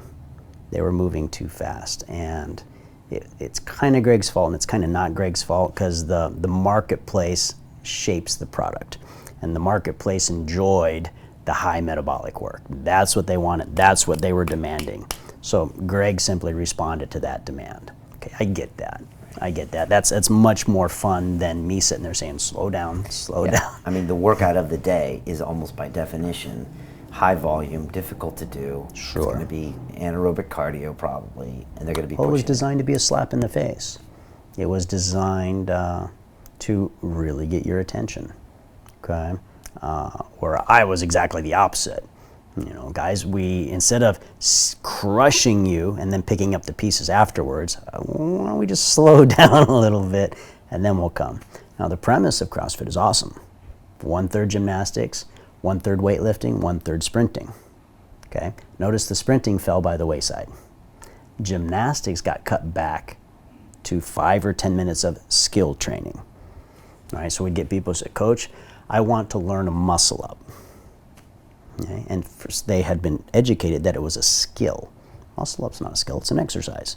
A double backflip is a skill. All right, a cartwheel is a skill. A muscle up is a pull up and dip mixed together. There's no skill there. You're physically prepared to do it, you're strong enough, you're flexible enough for it, or you're not. There's no skill, but they weren't giving it honest attention. So they were, in fact, last year, their lack of shoulder extension, right, and the mobility. So shoulder extension is going to be my elbow moving behind my torso. Yeah. They had 42 pec tears last year as people were doing their qualifying, moving into their games. Okay? And what had happened is they had spent all these years doing their kipping muscle ups. And in between the chest and the chin is where all the strength is built. So the kipping, by swinging up, they skipped all that. They skipped it. It never got trained. Okay, so they felt strong, and Greg's approach was, well, they've done more, what did he call it, work. You know, more force pounds per inch, blah, blah, blah, and he was racing, so the more reps you did, the more work you had performed. That's well and good, except if I'm not training the muscles that I was supposed to be using the movement to train, okay, which they weren't. So last year then, they started trying to do dips. They weren't allowed to kip them, they had to do regular dips, full range of motion, so they measured them going down and measured them coming up. They had insufficient mobility and they were trying to go fast. 42 tears. 42 tears. And it's unfortunate. I don't know that the lesson was learned or they know why it happened. Hopefully they do. Okay. I think this is the first time I've talked about why it happened publicly. Okay. And so the gymnastics third soon became just kind of one or two functional moves. Kind of a little bit. And then it went into the kipping, which is just, again, has lots of flaws from what you're saying. Sure, people can get Kipping it. is good as a last step, Okay. not a first step. Okay.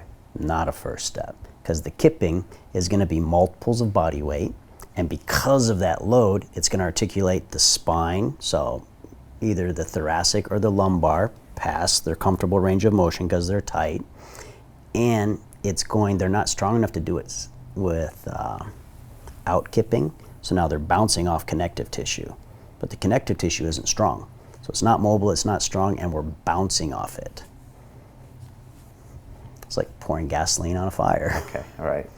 Other aspects of the CrossFit training that you like? I like CrossFit. I think if they would just, and I notice a lot of the individual locations are addressing it, just step back the intensity. Do exactly what you're doing, but just step it back. Or, the way the Chinese teach Olympic lifting is from standing down. So yeah, you don't have full ankle mobility yet. You don't have strong ankle flexion. So the reason people can't do a good full squat almost always has nothing to do with their knees, nothing to do with their hips, nothing to do with their back.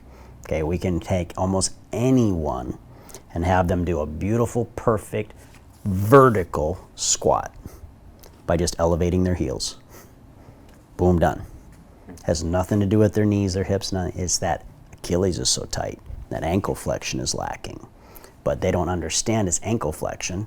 So by trying to force themselves into bad positions and under more and more and more load, they're injuring knees, they're injuring hips, they're injuring back, and they're not quite sure why. They're almost trying to use the weight to crush themselves into the proper position. Okay. It's like Olympic lifts that they're doing to cause that. Or And squats. that kind of impatience, Okay. Right. instead of, why don't we, before you do full versions, fix your ankle mobility first, and then you want to do weight, that's fine, but let's choose appropriate exercises where you're not compromised. And if you want to compete, and I get it, it's fun, I'm human just like they are. If you want to compete with a contest, you want to put stuff on a whiteboard, that's cool, but let's choose exercises that don't hurt you, right? While this other is being developed, you still have a good time, we just have to play appropriately. Right. Maybe take another extreme. How do you feel about yoga, and has that changed in the last 5 years? Because the general practice probably has changed. It's changed huge. So I think we're responsible for single-handedly retooling yoga. It's amazing. If I go on Instagram and I look up #yoga, you're going to see so much joint prep now. You're going to see our wrist work. You're going to see scap work. You're going to see shoulder flexion work, shoulder extension work. You're going to see them talking about protraction and retraction, posterior pelvic tilt, anterior pelvic tilt, all these things that they never, ever mentioned before we started doing ours. They were just taking too big a hit. So now I got to give, hats off to them. I wish they'd give me credit, but hats off to them. You started putting this stuff out there in 02, 03, right? Yeah. After you wrote an article Yeah. that got a massive response. Oh my gosh, I got buried. So a friend of mine started the kettlebell craze. Pavel, great man, Satsaline. And Pavel and I had met at a seminar he was teaching, and somehow, early 2000, I got called out in the middle of the room for some single leg work. And so I was in the bottom of, he doesn't know me from Adam. And I go to the bottom of a single leg squat and someone asks him a question. And that was, a long time ago. I was still in decent shape. I wasn't an old fogey. And It's like a pistol squat you're doing. Yeah, pistol Okay, squat. yeah. And he walked away to answer a question. And I just stayed there, and he came back and he's like, oh my gosh, I'm so sorry. And I stood up on that one leg and he was like, oh, really? And then he found out, who I was and what my background. So we kind of ignored people for most of the day, and him and I just played. We just played, well, I can do this. Oh, yeah, well, I can do this. I can do that, and I can do this too. What do you think? And we just had a great time. So then all I cared about at that time in my life was national team. Didn't care about anything else. Had no interest whatsoever. And Pavel asked me to write a chapter for one of his books. Naked Warrior was going to come out. I was like, no, I'm busy. No. He said, please. I said, no. But I have a soft spot for friends, so he kept asking, so finally I caved. So I wrote up this chapter for him, and I walked out in the gym, and I shot some stuff with my athletes, some photos to support it, sent it off to him. And I wasn't on the internet. I didn't do all the email stuff then. And he sent me a note back. He says, I like it too much. I'm not going to use it as a chapter. I'm going to publish it by itself. He says, I need a name and some contact stuff for people. I said, okay. And then one day my email box has like 300 requests for additional information on this article. And I called Paul. I said, what have you done, dude? What have you done? And that's kind of how we started. Wow. Wow. And with him, you were just at that seminar, you were just playing around with just different motions. Around. Yeah, always looking for an edge. Okay. Always looking for an edge. I never knew where I was going to find a nugget. Okay. So like we took Pavel's that pistol squat, that single leg squat, which for us was insufficient. It was insufficient as that. But if I tweaked it, it became very valuable to us. So how did we tweak it? So when the boys could do 10 single leg squats, then we added weight. When we added weight, then we would do jumping single leg squats. Okay, when that was too easy, then we would go jumping for height and for distance up onto boxes. That worked really well for us. So we took that basic and then, all right, now how do we increase it? It's like a Cuban press. You know, if you go for its rotators. Okay. If you go to a therapist, right, they may give you a kilo, 2 kilos, but it's a great movement, okay? But for us, as strong as our athletes were, that's not gonna cut it. So we use, 20 kilos, 30 kilos. That's the level of strength, but the movement still applied. Or for us, like dislocate, you'll see people doing them with a belt or a towel or a dowel. Well, that's great, but that's not enough shoulder stability for the strength that we have. So we've had athletes that use a 20 kilo bar on those. You know, we need, and I've had conversations at our Olympic Training Center with the head of therapy. She's a PhD, and she's like, I've never seen such in my life. They didn't even know the human body was capable of such. But to my mind, why wouldn't it be? Because those rotators are going to be the weak link in the shoulder. So if I can do, just for example, body weight and a half press, but my rotators can only handle a couple of kilos, it's not those primary movers that are going to get hurt. It's going to be that rotator cuff, and all that other muscle I have isn't going to matter. It's not going to matter in the slightest. So we plan ahead. Or what if it's tight, right? What if it's strong but I have insufficient range of motion and on a field of play, or I fall, right? And now I can't control a fall or an accident, or I'm skiing or whatever, and it gets pulled a little back. Well, now I'm done. Right, because you hadn't practiced that movement. I hadn't practiced, hadn't strengthened the weak link. Right, interesting. And so on the back of that article, Gymnastic Body was formed. Yeah, over the next few years, I did like 600 articles. Wow. Just, no one had ever quantified gymnastic strength training before. It had never been done, and it was hard. So it took all those decades of experience prior, and then back in the day in the military, I was an analyst, so I'm really good for military intelligence at NSA. I'm really good at pattern recognition and synergy. Nothing I did special, my head just works that way. I can find odd pieces here and there and just coalesce them together. It works for me. So I was able to just kind of break everything down into patterns, which are commonplace now, but back in the day, body weight was just pull-ups and dips and some push-ups, and that was really as far as it went. No one really understood the musculature and skeletal and all the different planes of movement that you did. We didn't. In fact, back in the day, I didn't even know the right terms for those things. We knew how they worked and why they worked, but I didn't know that retraction was retraction and protraction was protraction. I knew your shoulder blades had to be in this position in order for the muscles to activate. And then as we grew and we worked with more medical professionals over the years, and they'd come in and they'd be excited. And they'd say, "Coach, protraction right there." I said, "Yeah, what's that?" And they'd show me, I said, "Oh yeah, we called it this."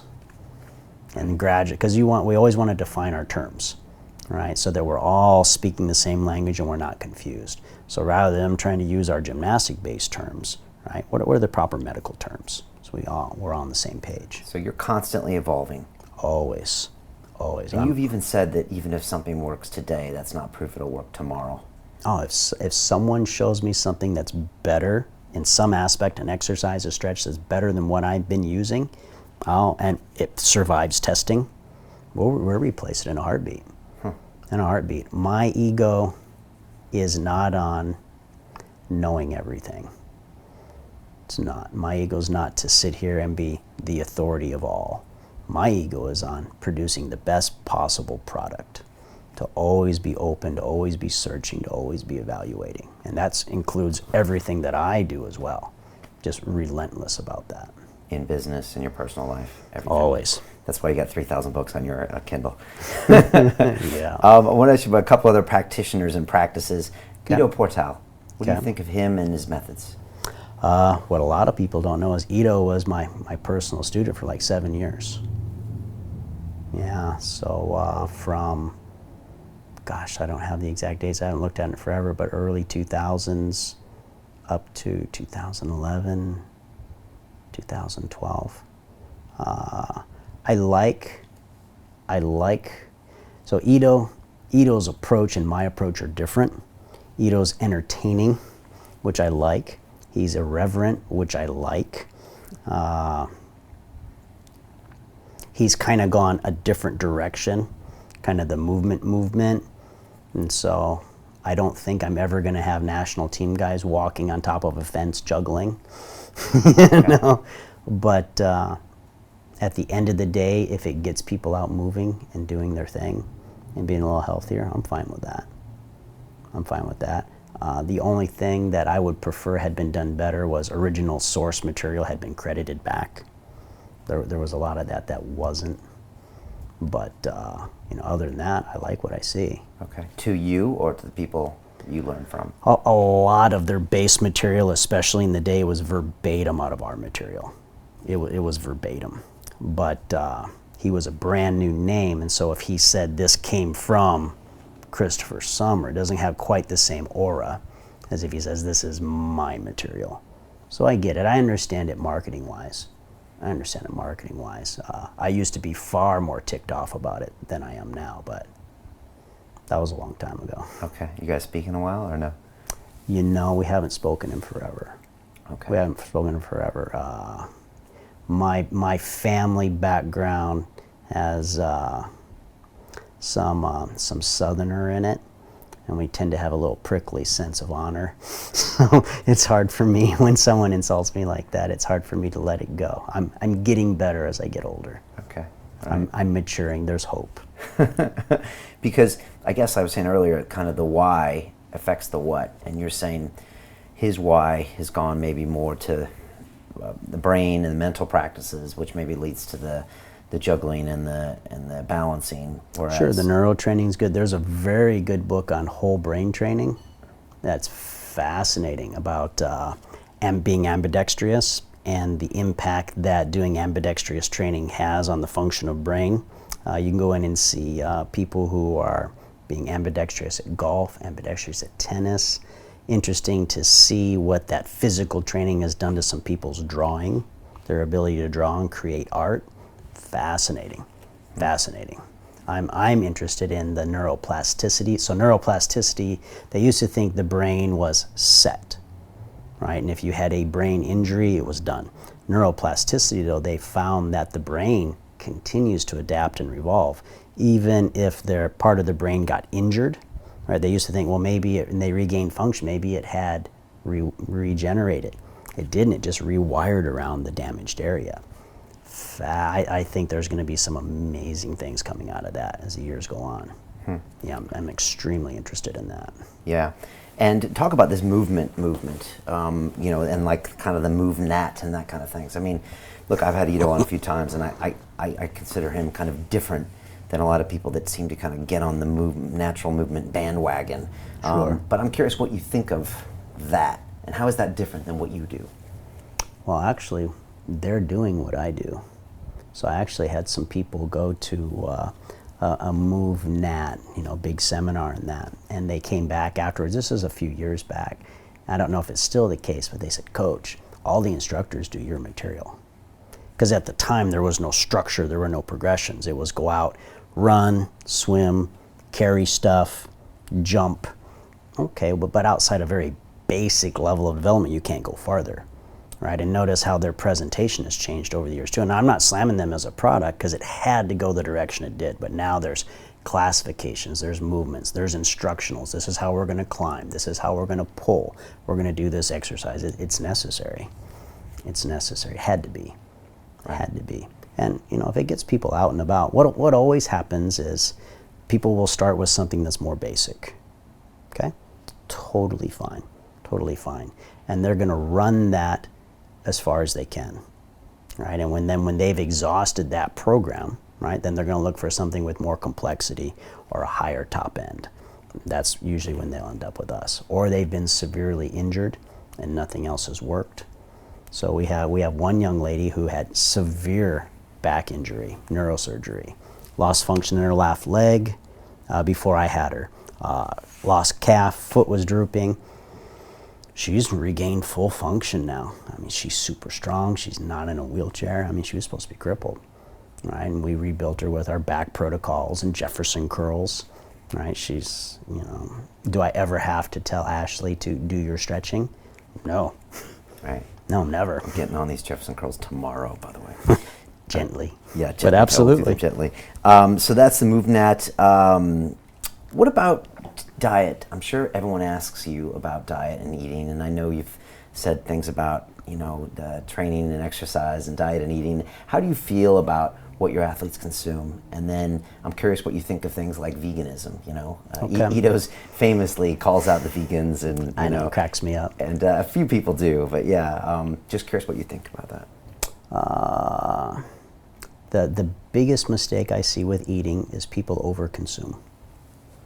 They overconsume. I always try to figure out things of what is our body meant to do? What was the environment that we evolved in? And we didn't evolve eating 3 meals a day.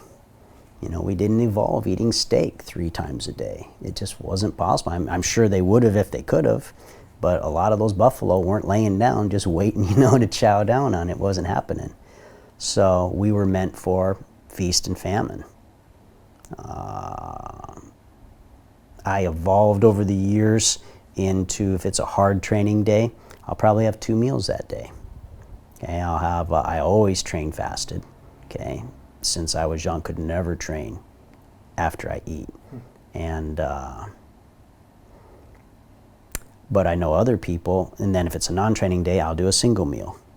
Okay, and it's natural and it's easy. As soon as, part of it might have been getting older. Okay, but it's interesting to look at how many diseases are actually diseases of excess. So here's a system that's trying to digest and eliminate material that we've just ingested. And before it has a chance to complete that process, we're putting more in it. What happens? Why do they get indigestion? Indigestion is the easiest thing in the world to fix. You take hydrochloric acid. Done. A friend of mine who was a Navy SEAL, I was like, man, I can't handle that protein in that beef anymore. I must be older. He's like, Coach, you're just getting older. You just got to reset your hydrochloric level acid in your stomach. Boom. I said, well, how many do I take? He said, start with 1. Okay. And if I don't feel anything, he said, take 2. If you start to feel a little burn, okay, step off. You know what your dosage for your stomach. Sometimes he does 2 or 3. I'm a 1 500 milligram tablet guy, right? In fact, I have a hydrochloric in my pocket right now in case I have a big meal later. But and I might do that. I find myself where I might have to do that for a few weeks, and then it'll be reset, and I won't have to do it again for a month.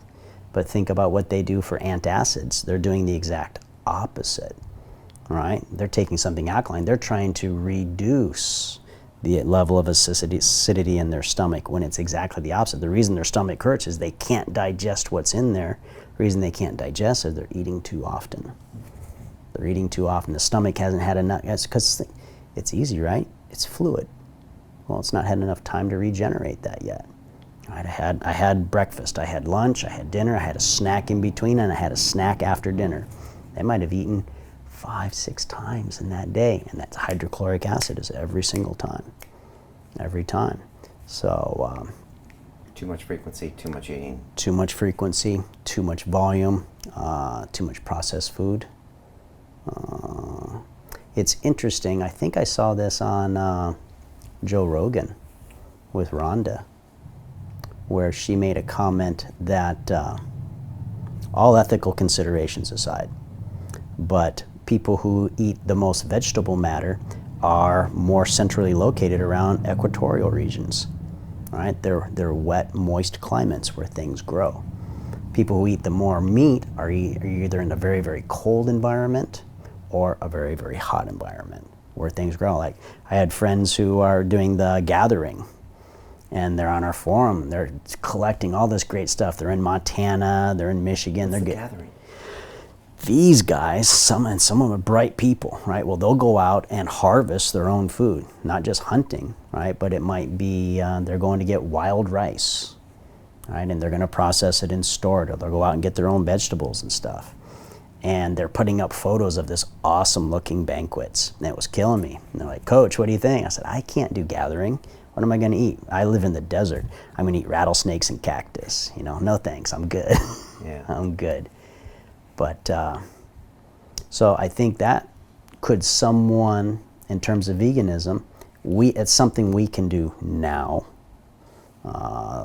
Interesting to notice that the hunter-gatherers, whether it's the Hadza, whether it's in South America, whether it's in Australia, they are never vegan by choice. They just aren't. Never. It never happens. So it could be, it was hunt, it was the season, but as soon as they can get some meat added into the diet, they do it. And for the other people who aren't, try going a week without much protein.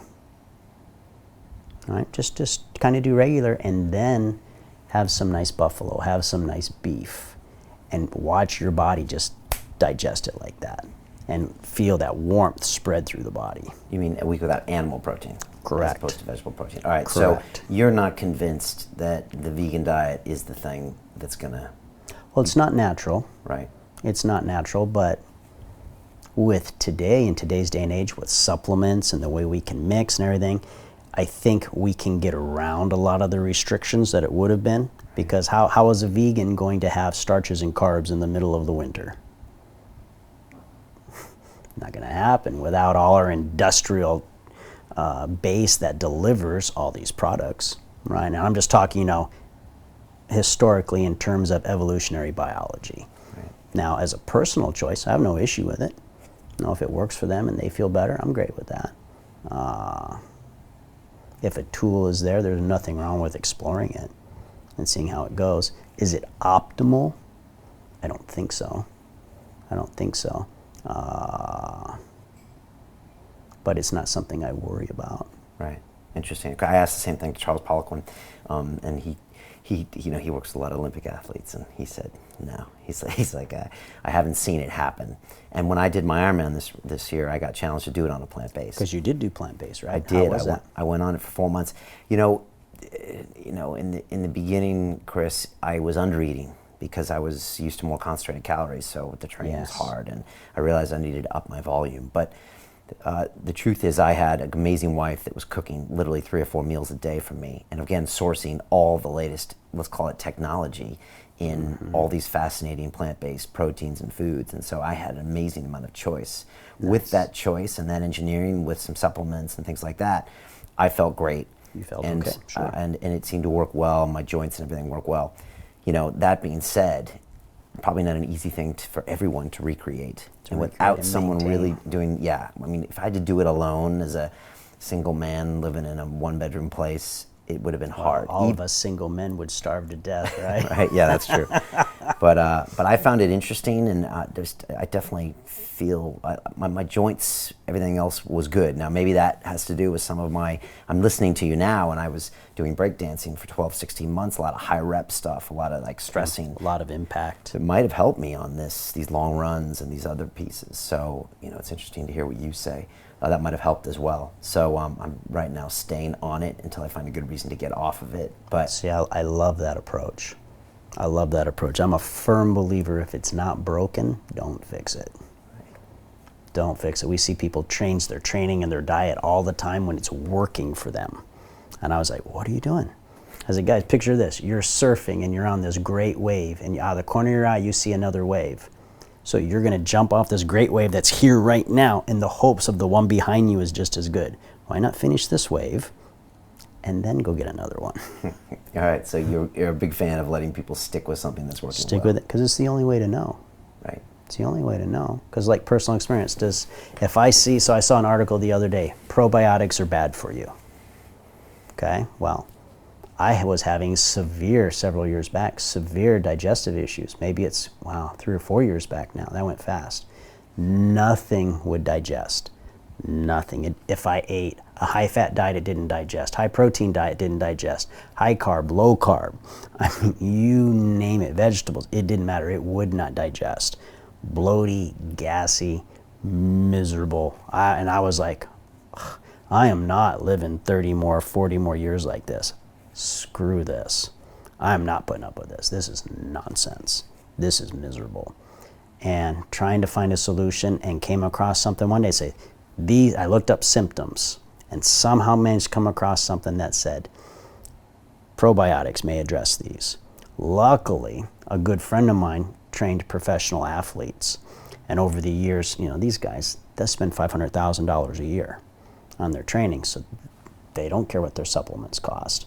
So I had these laboratory grade supplements that he had given me. So downstairs I had laboratory grade probiotic, went down, 12 hours later. Wow, are you kidding me? It was that simple. It was that simple. So visit with some people, and they put me on a protocol of, these were like 50 billion laboratory grade per, so I did one with each meal 3 times a day.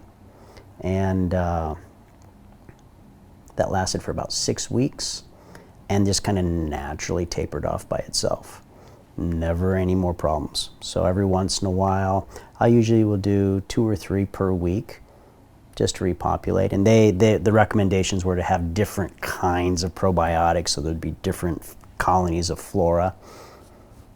Since it worked, I never really went down that route. So I just stayed with that particular probiotic. Amazing. So, when I see that personal experience, the whole point of that was when you know something from personal experience works, kind of doesn't matter what anybody says. This says you shouldn't be doing it. Well, you know what? I don't care. I've been there. I've done that. So I appreciate you going to the effort of writing that article, but I'm not interested. Right, because you've seen that in all of your years of training, where we do this way because it works, and then 10 years later someone tells you why. Yeah. Right. Yeah. And have you noticed, they're always jumping from crisis to crisis. Nutritionally especially. Gluten is evil, fat is evil, carbs are evil, too much protein is evil, vegetables are evil, vegetables are the cure. It's always, I think a lot of it is just marketing to get you to jump to a new product, rather than just some moderation and patience. Yeah, it's kind of the human way. What's your big challenge for you these days? Ooh. So right now, our biggest challenge is growing as a company. So a lot of companies, they all go through stages, and so this last 2 years has been a massive restructuring. Did we do well? Were we a multi-million-dollar company? Yes, everything was good. But there's a ceiling we ran into that we couldn't get beyond in terms of production or staff accountability, staff oversight. And so all those systems had to be put in place. And it's been wonderful. We've learned a lot. I've enjoyed it. But it's just, there are basics that a certain size of company have to be in place. and you know far better than me, they have to be in place. Yeah. And things have to be documented. And you know what, guys, this is how it has to be. You know, and so we actually, this last couple of years, I've gone through a lot of staff. So a friend of mine who owns a $700 million fitness company, he's got one employee left from back in the day.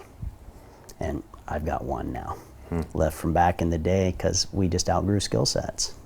Yeah, and that's just the evolution of a small business. You know, we were talking earlier. I mean, for me, this started me on my own for 3 years, pretty much, and you know that's how a lot of things start. And then, you know, when you get 4, 5, 6, 7, 8 people, it's one thing. When you start getting into those teens, that's where we're at. That's where life got challenging. Yeah, it's where protocols and systems, and you have to create these assets and all that, and it can be a really weird time. Also, as a founder or manager, you have to learn all these new skills that absolutely you never had to before, and you have to delegate things that. Delegation was the hardest one at first. For sure, that was tough. My first employee. It is, he says I've got it. In fact, he's still with me today. He's awesome. Okay. Corey's awesome. Yeah. Okay, but that first time of handing over those reins, and then you got to kind of trust it's going to get done. That was tough. Yeah, it's a growth process, but one it sounds like you're enjoying. I like challenge. Yeah, I like challenge. I've had some great mentors come through here over the years, and one of them a business mentor, and he said, Brian, he said, you want less control. That's how you scale your business, with less control, and it's the last thing you want to hear, or you believe, what, less control? Less control. And then finding that balance, right? Yeah. Of how much less. So I had tried, my friend and I, it was interesting, we were both doing it at the same time, trying to pulled back a little too much, and then both had to come back in, not where we were, but there were certain skill sets that we had that were essential, things that we could do that no one else could do. So, okay, and so now I think we're at a pretty good balance. I feel good where we're at now, but that was interesting. Yeah. What do you do every day to be successful? Do you have certain habits, routines, wake up times, anything? I am not nearly as good at that stuff as Tim. I'm not remotely as good as Tim. My poor wife, she's used to me. It's kind of the writer's curse. So, you know, I may have an idea at 2 or 3 in the morning, and I'll get up and, you know, you write it, and then hopefully that's all it was, and I can go back to sleep. No, sometimes it turns into 2, 3, 4 hour marathons. I don't feel like it until you look over and it's, you know, 6 in the morning. You're like, oh no, not again. For me, training times are sacred. Training is sacred. It gets rid of the stress. You know, multi-million-dollar business. We're international, about 45% international. Clears the head, keeps things in perspective. Some personal accountability there is very good. These success secrets are only available on the London Real Academy. Become a member and get access to live shows, exclusive courses, my webinars, bonus content, meetups, live events, an amazing community, and much, much more. Now back to the rest of the show.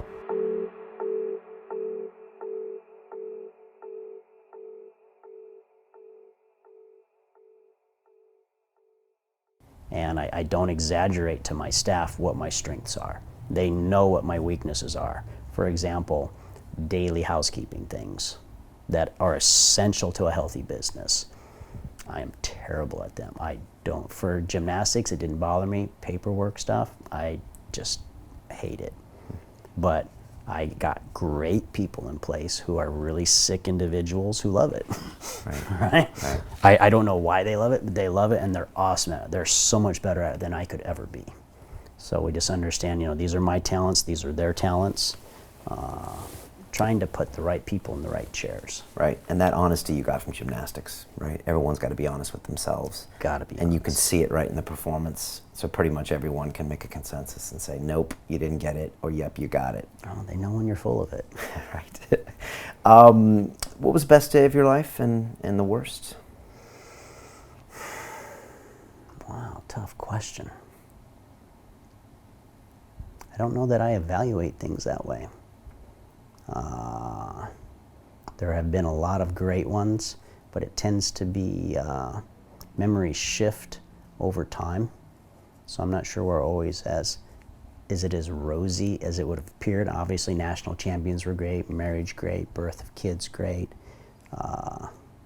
I'm not afraid of failure at all. Not in the slightest. Now, I'm like everyone else. It will upset me, especially if something goes really south.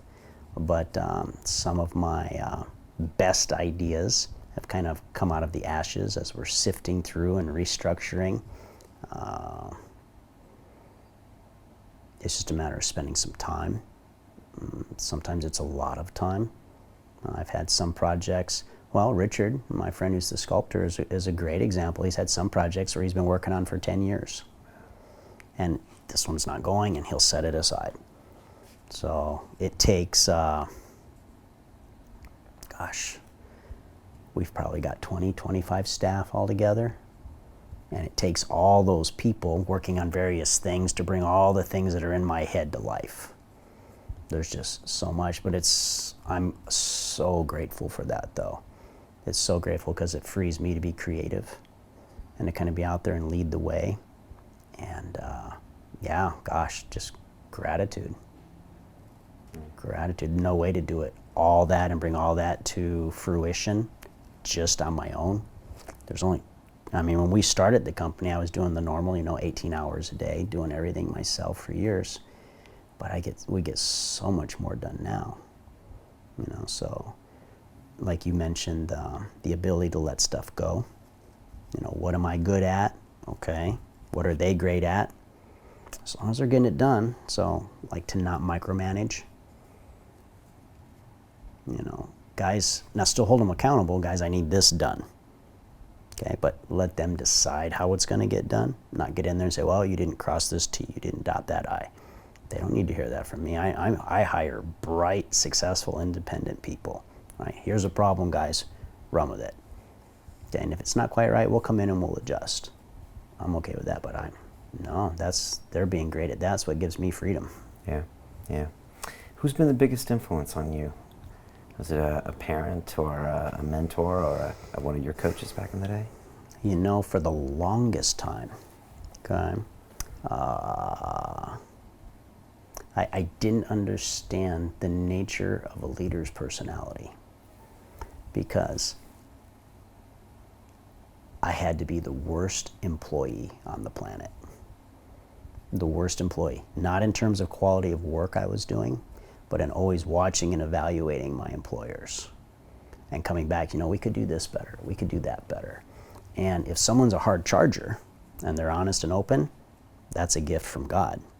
But if you're not, that's the most annoying little funny, you just can't wait to get rid of them. And so never quite fitting in. Always feeling like a square peg in a round hole. Always. And interestingly, as becoming more successful as a national team coach, now having the opportunity to interact with other people like-minded. Oh, I do fit in somewhere. Well, this is interesting. And then GB led to another level of growth, right? Where suddenly we're working with CEOs and hedge fund managers and special operations and these great artists and all these things, and they all think the same way. It's like, oh, I was just playing with the wrong people. That was just, I do belong to a group, and I do belong to the group. I was just in the wrong group before. You belong to the work hard perfectionists.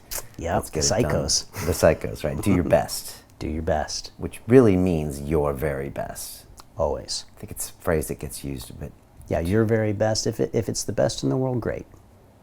If it's not, well, the gifts you've been given are the gifts you've been given. Your job is to maximize them. Right. And the truth is that I probably, even when I think I'm doing my very best, you as a coach can look at me and say, we got a lot more than that. Well, everyone's that way, right? That's why it's so important to have people you can lean on. Yeah. Right? People who can lean on, whose judgment you trust, who operate at a high level. I firmly believe we should surround ourselves with people who are better than we are in different areas, and then be humble enough and honest enough to listen. They say, nope, you need to do this. Okay. Like, for example, as our company was growing, some of my staff changed part of our website. And they knew I wouldn't approve it. So they just did it. Okay? And they were right.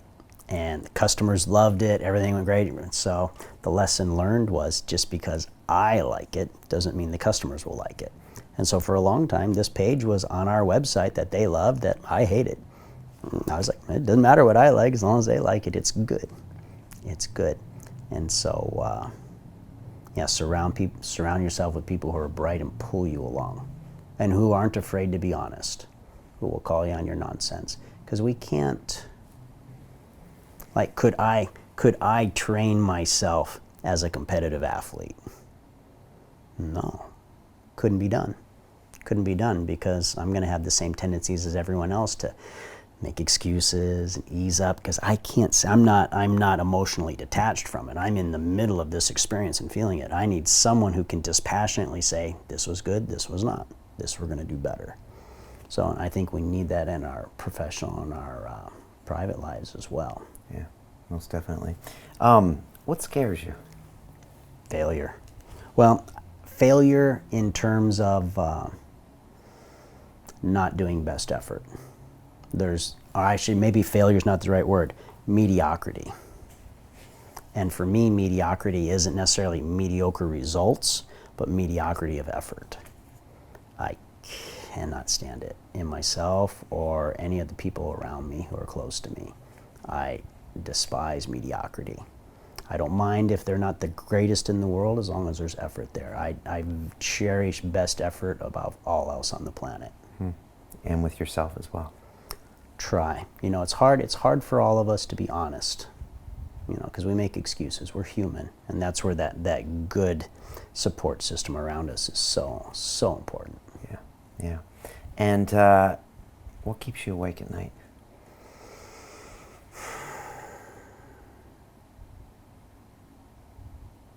It's a good question.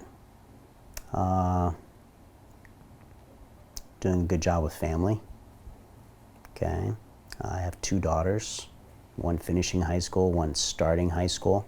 Okay, I have 14-year-olds, so I kind of know what that's like. Okay, I've got one who's getting ready to be 15, and then the other one is just turning 17.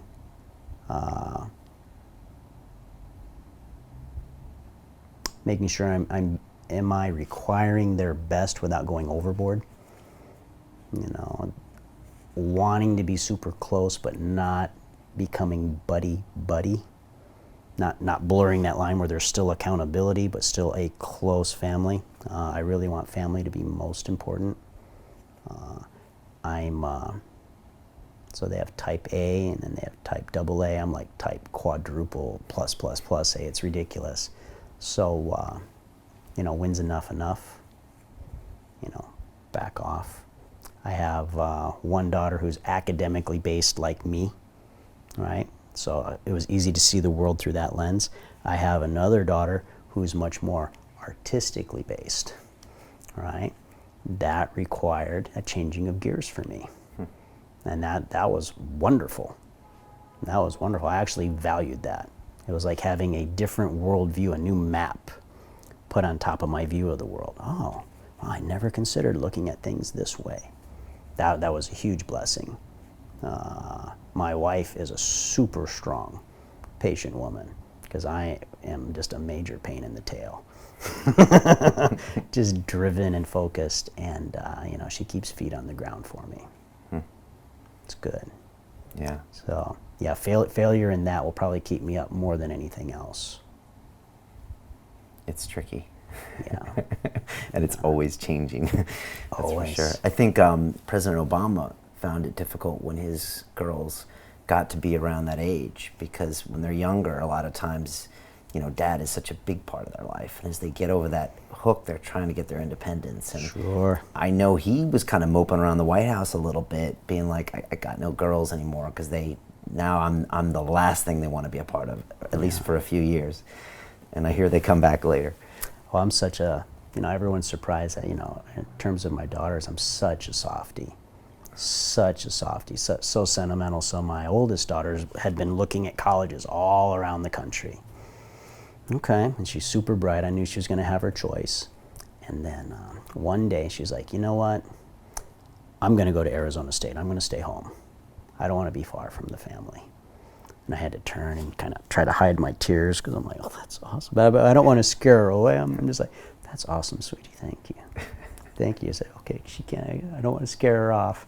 But that meant the world to me. Yeah. That meant the world to me. That's good. That's good. She's close. So. Yeah. I think my uncle went to ASU, so it's all good. Coach, I always ask everyone here a few questions at the end. I'm going to ask you, knowing everything you know now, all of your experience, if you could make a phone call to the 20-year-old Christopher and give that young man a bit of advice, what would you tell him? Chill the hell out. Was he in the military? Yeah, I was in the military. It was black or it was white. And I was just as hardcore and hard-nosed and uncompromising as you could possibly imagine. And too much. I'm the first one in my family to have, a relatively higher level of success. So I didn't get to come up with the appropriate mentoring. That if you do, I was one of those ones that they said all the tests are high, you can do whatever you want. Well, that means the potential to do whatever I wanted was there. It doesn't mean I literally got to do whatever I wanted, which was the definition I chose to follow. So, I should have done. So, for example, I went in college when I started. Huge scholarship. I think I paid $75 a semester. Okay, but, college professors actually expect you to do homework. They expected that. They expect you to go to class. So within a year, my wonderful scholarship was no longer there. Now I had dated a lot, I had trained a lot, but there was no one there to kind of give some structure to say, you can do what you want within limits. However, there are certain boundaries that can't be crossed and there are basics that have to be addressed. And so went into the military, did a lot of growing up, came out and then did it right. I would have broadened my focus. At the time, just like everyone, I wanted it then, rather than being uncomfortable for a few years and get it done and move on. I feel fortunate that I learned those lessons later in life. I think the national team, between the military and the national team coaching, that was a very good environment to learn how to manage, my learning curves, how to do products, how to do projects, not be afraid of hard work. It would have been great if I'd learned it 30 years earlier. Yes, it would have, but such is life. On that same note, best advice you've ever received? Could have been from someone in the military, or like I said, a parent, or another coach, or maybe a student. First one that comes to mind is, run my business like national team. Like we had discussed, because that encapsulated so many different aspects of being patient. Because I'm extremely impatient. I'm incredibly impatient. Everyone who meets me says, you're the most patient person I've ever met. No, I'm not. I'm just extremely driven, and in order to get what I want, I had to learn to be patient. I don't like it. I don't like it any more than anyone else. I had a brutal temper when I was young. Brutal temper, but that's counterproductive. So I learned. When I was young, I was very much an introvert. I love talking to people now. I think sometimes people use these designations as crutches in order to maintain a current behavior and not get out of their comfort zone. All right? There was no way for me to go and talk to huge groups with being an introvert. So you learn it. You fake it till you make it, and then one day suddenly you find out, maybe I wasn't 100% an introvert. I just hadn't learned an important social skill. Okay, well, once you learn one lesson like that, that kind of opens the door. Well, if I did it once, now what else do I need? Well, I know I can get it. I just have to find the right resources and the right person to learn from. Yeah, you've learned how to learn now, so. That's excellent. Learned how to learn. I think I've tried to instill that in my daughters. So when they're going through high school, and some of this stuff is nonsense, and I admit that to them, I said, ladies, this is silly stuff. You're never going to use this in a million years. This is a complete waste of your time. And I said, that being said, this material in and of itself is not the purpose. The purpose of this material is to teach you how to be responsible, to teach you how to be accountable, to teach you to pay attention to detail, to teach you how to think clearly and understand nuances. That's what this is for. Whether you use the actual material itself is inconsequential. So I've tried to impart that lesson over the years. They're young, I'm not sure they're buying in. I'm hoping we're planting some seeds. Sounds reasonable to me. So It always does to us old fogies, yeah, right? Last part of that question is to that 20-year-old that's watching us right now from any country around the world. Advice to them for their future, anything. Maybe their physical body, and maybe their own practices, their own discovery of this world. What would you tell them? Dream big. Dream big. I was always the biggest dreamer in my group. So I remember being young and sharing these big dreams and aspirations, and I was always surprised by how many of them thought it was overboard, or how many of them were so much more modest. And I never got that. Why not swing for the fences? What will it cost you? What if you were capable, and you'll never find out? To my mind, so when I was learning before I was a national team coach, but while I was trying to become one, I didn't care what the top coaches around me were doing. I didn't care. I didn't care what the top coaches in the state where I was were doing. I didn't care. I didn't care what the best coaches in the country were doing. I cared what the Olympic champion and his coach were doing. That's what I cared about. And then, all right, how do I break this down? I wanted to learn from the best, from the very best. Because obviously, if I can be successful at that level, I'll be successful at every other level under that. Where a lot of people I saw were kind of doing the opposite approach. I'm going to be very good at where I am, and then I'm going to study the next group. Well, to me, maybe some of the things I learned were improper. And now I have to unlearn that in order to go to the next level. Why not just learn the best practices first, even though it may take longer, right? And just make a run for it. Make a run. So dream big. Don't be afraid. When I started GB, and I bet yours was the same, I can't count how many people told me, why? Dude, you're not making any money. I bet I did 3-4 years without making a nickel. What are you doing? What are you doing? If you need money, you can go get a part-time job down the road, right? And you won't have all these hours. But you got to dream big, because they're always going to say, no, you can't. It's going to be hard. It'll be this, it'll be that. Maybe. But what if? See, I love what if. What if is huge. Boy, that fires me up. Yeah, I like the dream big. I like learning from the best. And yeah, when you start something new, I did a TED Talk about 3 or 4 years into London Real, and I was telling this story about how I put my London Reel up on Facebook. It was one of the first times they had these pages on Facebook back in the day, and it was like for a business. And I checked one time, and I could see that none of my friends and family had liked my page. And when I would contact them, none of them had even watched my show. And this is after doing it for like a year, full time, every. And I came to realize that first it made me angry, and then it made me realize, no, this is the price of admission to something great. I use that a lot, price of admission. Yeah. And so, yeah, you're going to have to get through that resistance to see how bad you want it. I'm sure you've seen that with your athletes. And actually, maybe as a final thought, I like it that way. I like it that it's hard. I like it that it's hard. I like it that it thins the herd. I like it that it self-selects.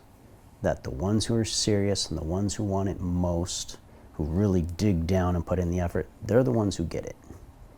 They're the ones who get it. And the people who say they want it and don't follow through, they never get it. I like that it's hard. And I think that shows with everyone who's achieved a level of success. They all speak the same language. You know, we paid dues to get here. We paid dues to get here, and sometimes people think, well, there must be a secret. There must be a secret. Well, that is the secret. That is the secret. Just be, to say it nicely, you know, be determined. But maybe the flip side of that is too dumb to give up. You know, just, you know, make it. I love that it's hard. You know, make me earn it. Make me earn it. An exclusive club that way. I love that. Good. You just fired me up, Coach. I don't know if that was what you're trying to do, but that's great. Fired myself too. Right. Really appreciate all this thought. You know, we haven't delved into the details, and if people want to learn more, definitely they need to follow you on Instagram, Gymnastic Bodies, and gymnasticbodies.com to look into more of your training. I mean, you have so many incredible protocols and really just some basic mobility and strength and flexibility thing that anyone can try and start using, and I'm going to start playing with Jeffersons, and I'm going to post those, and even you know, shoulder flexion, and just find out, you know, what I'm doing and how I'm doing and what I'm doing wrong, not to mention all the advanced stuff. So well, even if it's doing it wrong, but it's a start, right? Yeah. And then it just gets a little better. Yeah, even if they just do a tad. A bunch of different products there. Probably our easiest one for people is our new subscription service. So instead of spending the $1,600 for everything, it's $30 a month. So, you know, come in and try everything, you know. Is it for you? Yeah, and that's right on your front page. So, yeah, fantastic stuff. So much knowledge you have. And I am always thinking about all of these movements, these, you know, athletes are doing in gymnastics, and all of the crazy work and science and those 16,000 hours, you know, and all the knowledge you must have. A lot of hours. It's a lot. And, you know, I think people need to learn more about their own bodies. Absolutely. And just plan on using them. And I'm 47, just did that Ironman. You know, I'm taking hand balancing classes once a week. I'm getting better and better. Still break dancing, like, and my body's in better shape than it ever was. You know, but I'm putting under load and all these things on a regular basis, and I feel great. So I encourage people to not give up on their bodies. It's one of my mentors used to have a sign behind his desk that I saw when I was 17, and it made such a strong impression on me. I never ever forgot it, and it said, "Dead at 35, buried at 65." And I was like, "Whoa!" And you know, I've seen that come to life far too many times where people assume that because they've gotten into their 30s, it's done and now it's a downhill slide. It's a downhill slide if you choose for it to be a downhill slide. You know, it's under our control. Gosh, especially in the West. All right, especially in the West with so many resources and opportunities. You know, what are we going to do with it? Create our own. I love that statement. 35 and 65. Again, thank you so much for coming here. Thank you, Brian. And I do want to say also before you go that I've had the pleasure of having Ido Portal sit in that chair, and I do hope you guys find a way to speak to each other in the future. You're both. I would like to too. Yeah, you're both fascinating guys. We had a good time for a lot of years. Yeah, and you know, we did a documentary with him last year, and to prepare for that. I saw that. I thought it was really well done. Oh, okay, thank you. To prepare for that, I had to go read his old blogs, and there's one from 2008 where he talks about going to visit you in Arizona, and you know, your hospitality and how much he learned from you and all that, and it's just amazing to see, you know, that beautiful relationship was there. So tell Ido to give me a call. That's a push to you, and if Ido's watching, to him too, because you guys are both fast. We're both stubborn, so it would be good. Yeah, which you're both stubborn, highly opinionated, and you fight for what you believe for, which makes great men with great ideas. And, and there's a reason for that, and you both have very different visions of what to do, and it's a beautiful thing that way. So yeah, I appreciate that. So hats off to both of you guys. As we say on London Real, it's about the journey. I wish you well on yours. Say hi to Arizona to me. I will. For me. I will. And all the best. Thank you so much, Brian. Cool. Thank you.